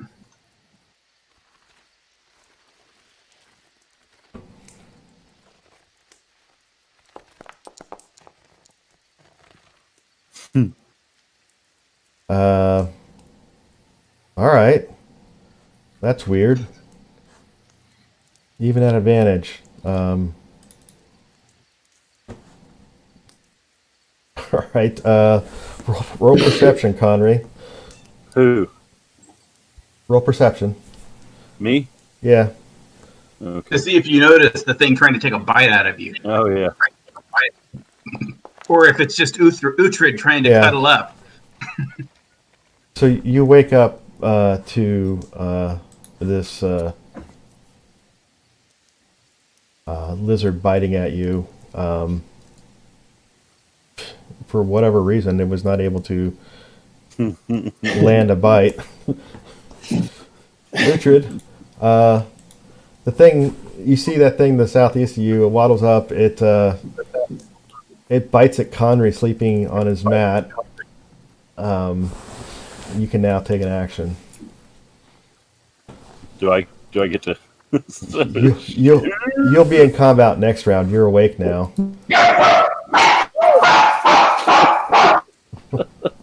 Our guard dog awakens us. Yeah, we gotta think about bringing a dog from now on.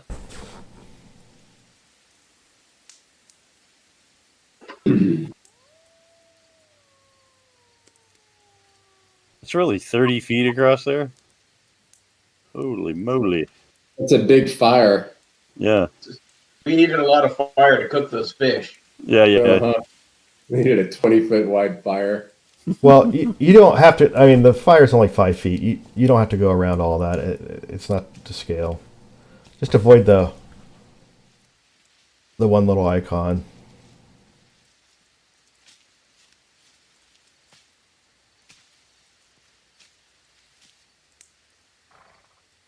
All right, I'll rage and strike. You're not in striking range. My battle axe. You're not in striking range. You move on more. You've got throwing axes. That's more than 30 feet, though. I thought you said don't. It wasn't to scale. I'm saying that you didn't have to avoid the fire pit, but the distance between you and the lizard was Well, I don't. It wasn't long. it was 30 feet to that box that you just went to.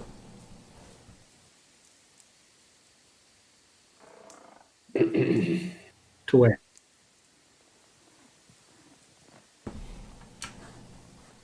Hang on.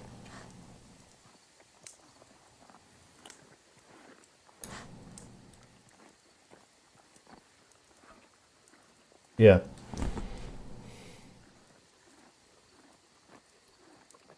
And that's still going to put me outside of range. Well, it's going to put you outside of melee range. Throw an axe at it or something. I will. So you had your battle axe out, right? I did. All right. You gonna drop it, or what are you gonna do?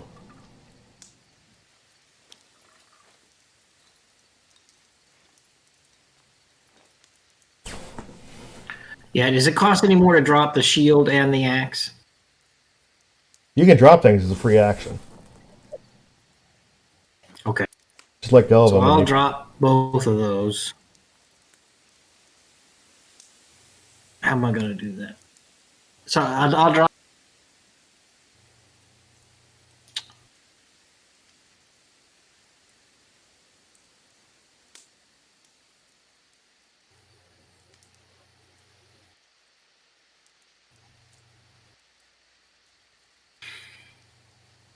And then next turn I can draw my great sword. Yeah, you can draw that as a bonus action.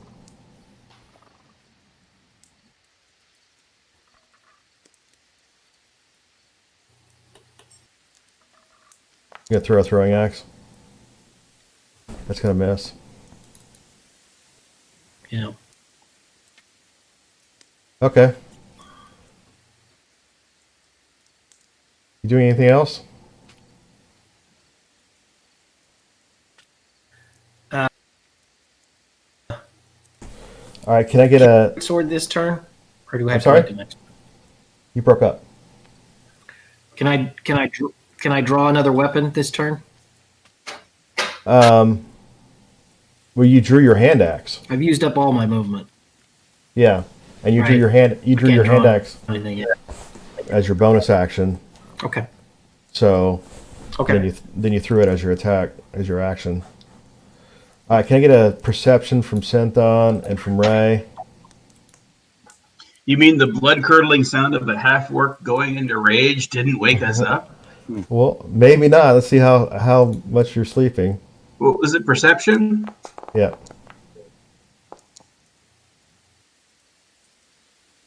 All right, Ray. You're awakened to the sound of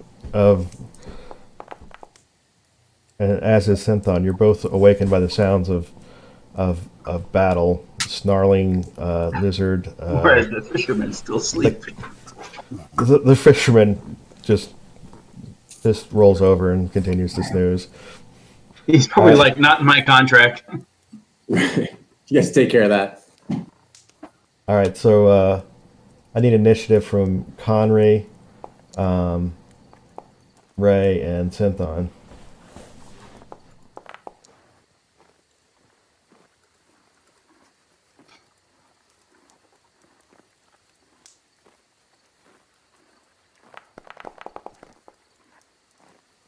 All right. So you are still prone, Conry. The blizzard's going to bite you again. Can I use the defensive?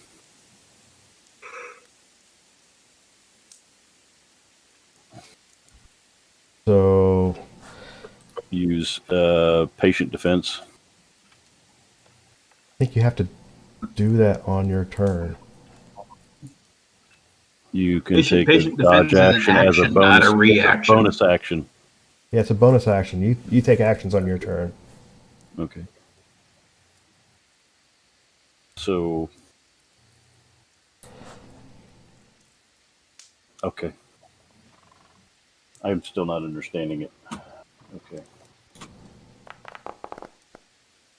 So I have to be able to make an action to make a dodge. I got you. Well, you can choose to dodge on your turn. So if you know you're got in melee, you know. Well, that's what I was saying is that I thought that, never mind, forget it. Let's go with it. All right, so the lizard bites at you for 6 points of damage. I'll apply that for you. Synthon, you are prone but awake. So is it an action just to stand up?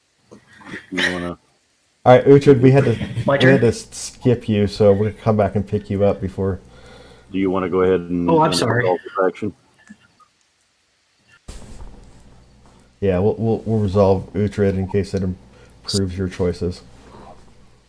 Just don't shoot me. That's all I ask. Well, in his case, it would be cleave you in two. Right.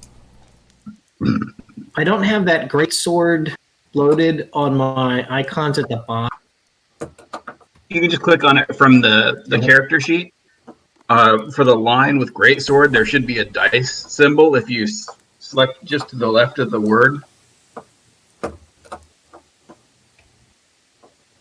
Yeah, so I added that to the D&D Beyond, but I didn't add it to the. How do I add that to the character sheet on?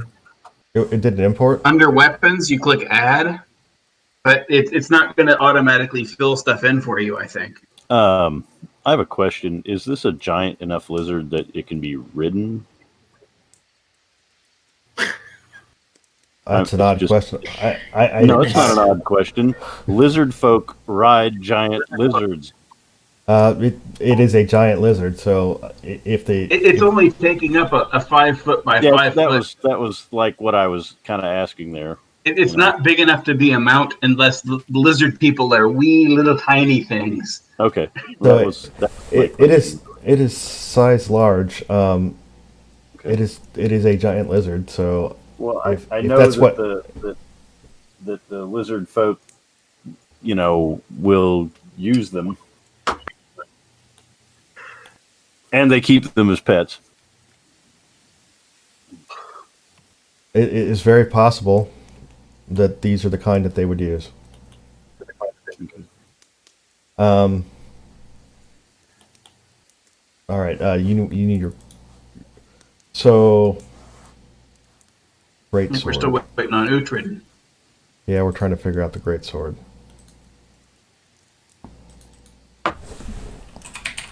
Yeah, because it's not letting me add anything. Yeah, let's do that. How's that? How's what? Look at your inventory now. Got it. All right, so you're gonna draw your great sword.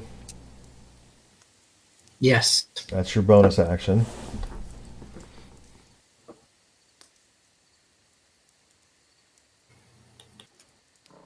How do I make it so that I stand up? What do I do there? It takes half your movement to stand up. No, I mean, what do I do? I need to do anything to the? I don't have a status effect on your character showing you're prone. I just Okay. know that you're prone.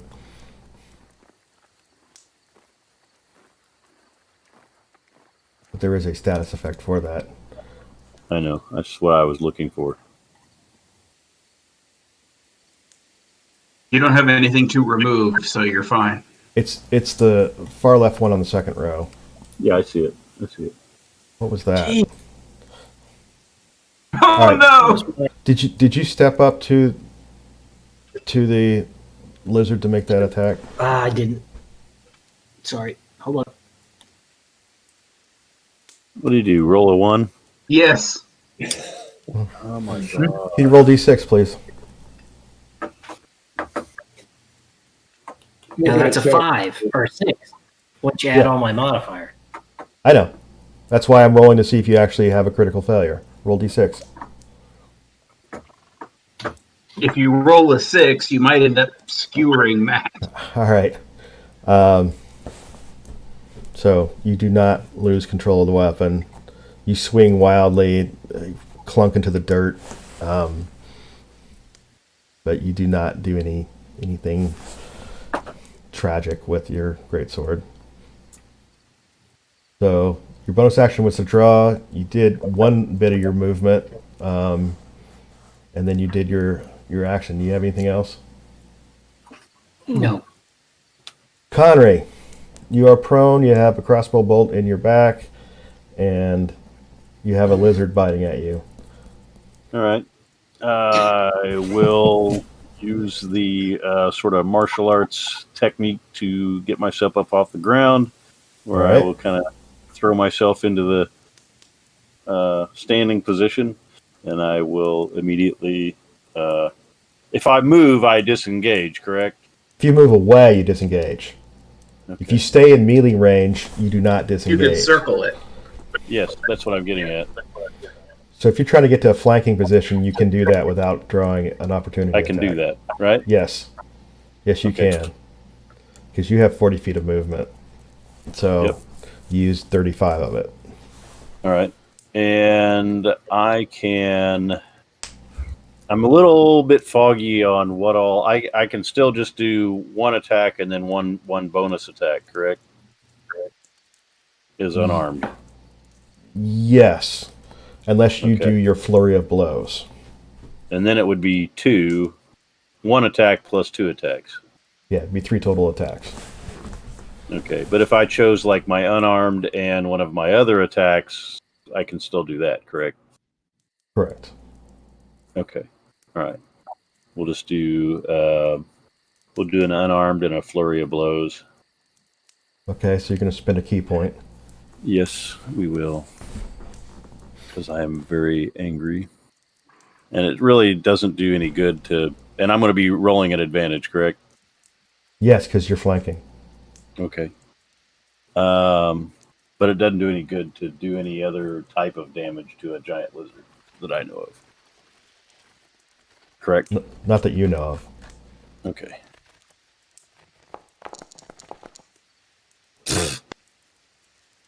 What?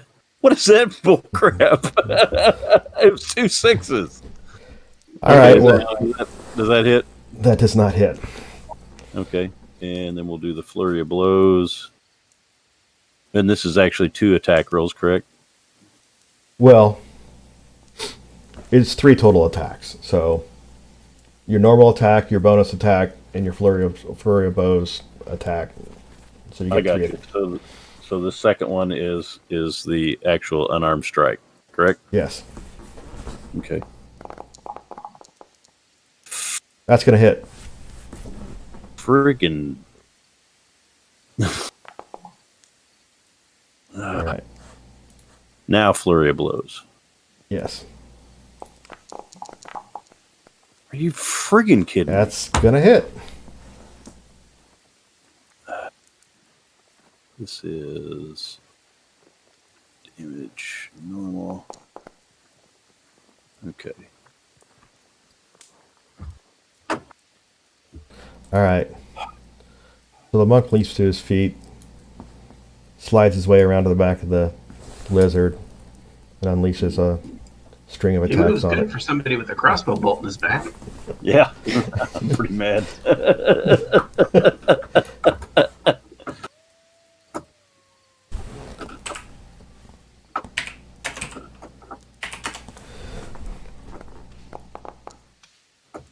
All right.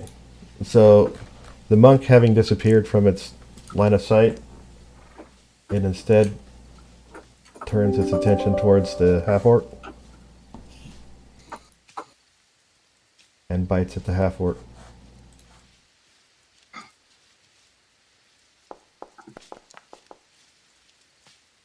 Uh-oh. That's going to hit, isn't it? You're muted. We'll go grab something to drink here real quick. It's tied. So do Yeah. ties. Beat it or Tight. beat it. Ties go to the attacker. Yeah, that's a hit. So he bites you for 7 points of damage. Okay. All right, Synthon.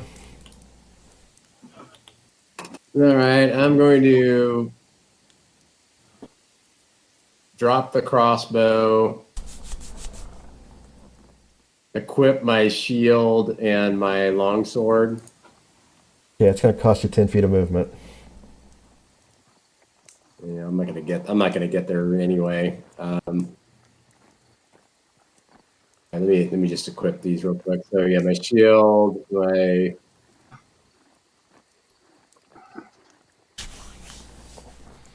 and And You can dash as an action to get 30 more feet of movement, but you wouldn't be able to take an action. I can dash. Yeah. In other words, you can move now 20 feet out on your movement, and then if you dash, you get to move 30 feet, but you won't get to attack. I can only move 20. Yeah, you can move 20 with your normal movement. Okay, sorry about that. I can't, What happened? Why are we? We're good? Synthon's taking his actions. Oh, okay. and I'm not within range of anything. I Well, could you use can I do a bonus action. I'm sorry?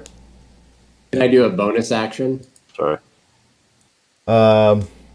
You use your bonus action to equip either your shield or your sword. I say again, Howard, you get out. You used your bonus action to draw one of your weapons.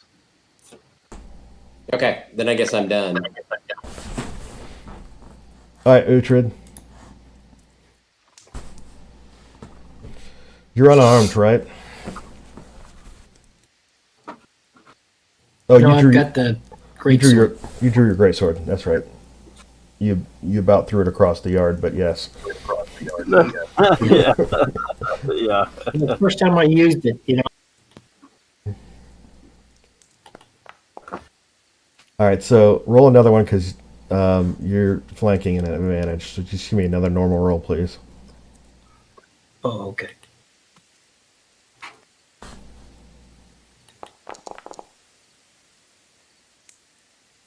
Okay, that's gonna hit.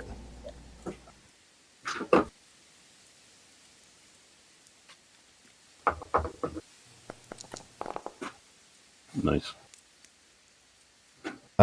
Something at least. You're using that as two-handed. I think he has to. Yeah. Oh, all right. Yeah, I think so. It factors that in.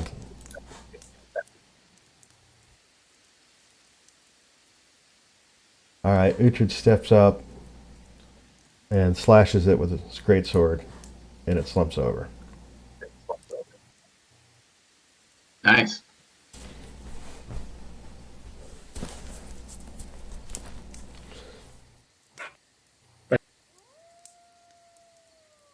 All right. Victory music plays. Yeah. I guess I will offer to help pull the crossbow bolt out of Connery. Yeah. That sounds good. And maybe a little bit of healing would be nice. Well, you'll still get a long rest. Oh, will we? Okay. All right.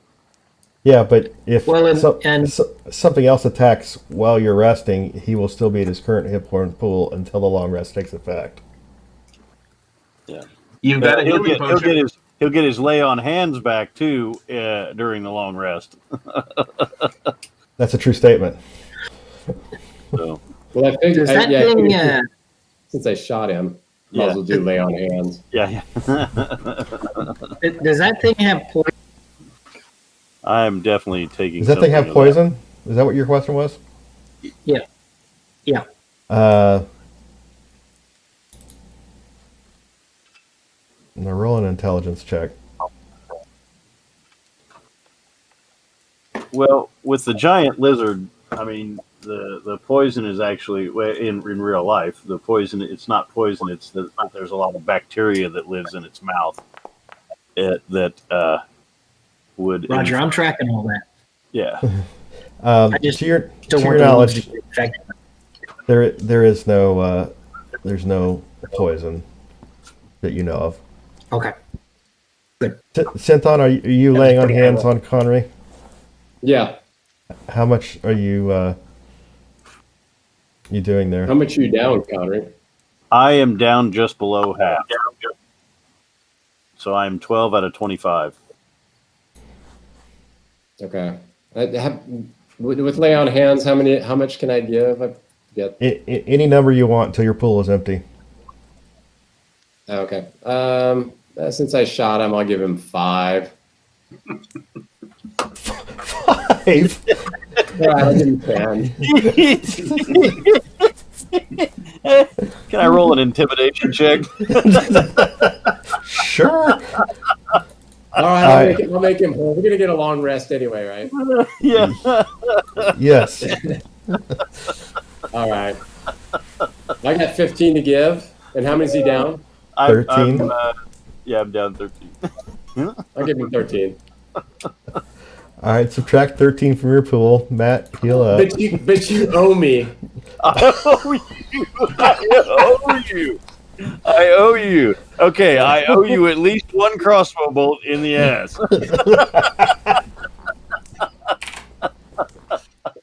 Well, I could use those last two if you got nothing to do with them. Yeah. All right. Can I lay hands on I owe you. my half-orc friend here? I'll give him the last two. Yeah. Yeah. That was good. All right. Did you add those in, Brad? I will. All right. All right. So we're rolling up on 6 Eastern here. Yeah, that'd be a good time to stop. All right. Well, during my watch, I will skin a giant lizard. All right. We'll pick that up there. Is that to make boots to go with your leather pants? That's right. I need a belt. I need a lizard belt. There we go. So I'll pause here to thank our viewers, whoever's watching out there. And if you choose to subscribe, you can get notice when this next episode's going to come up. So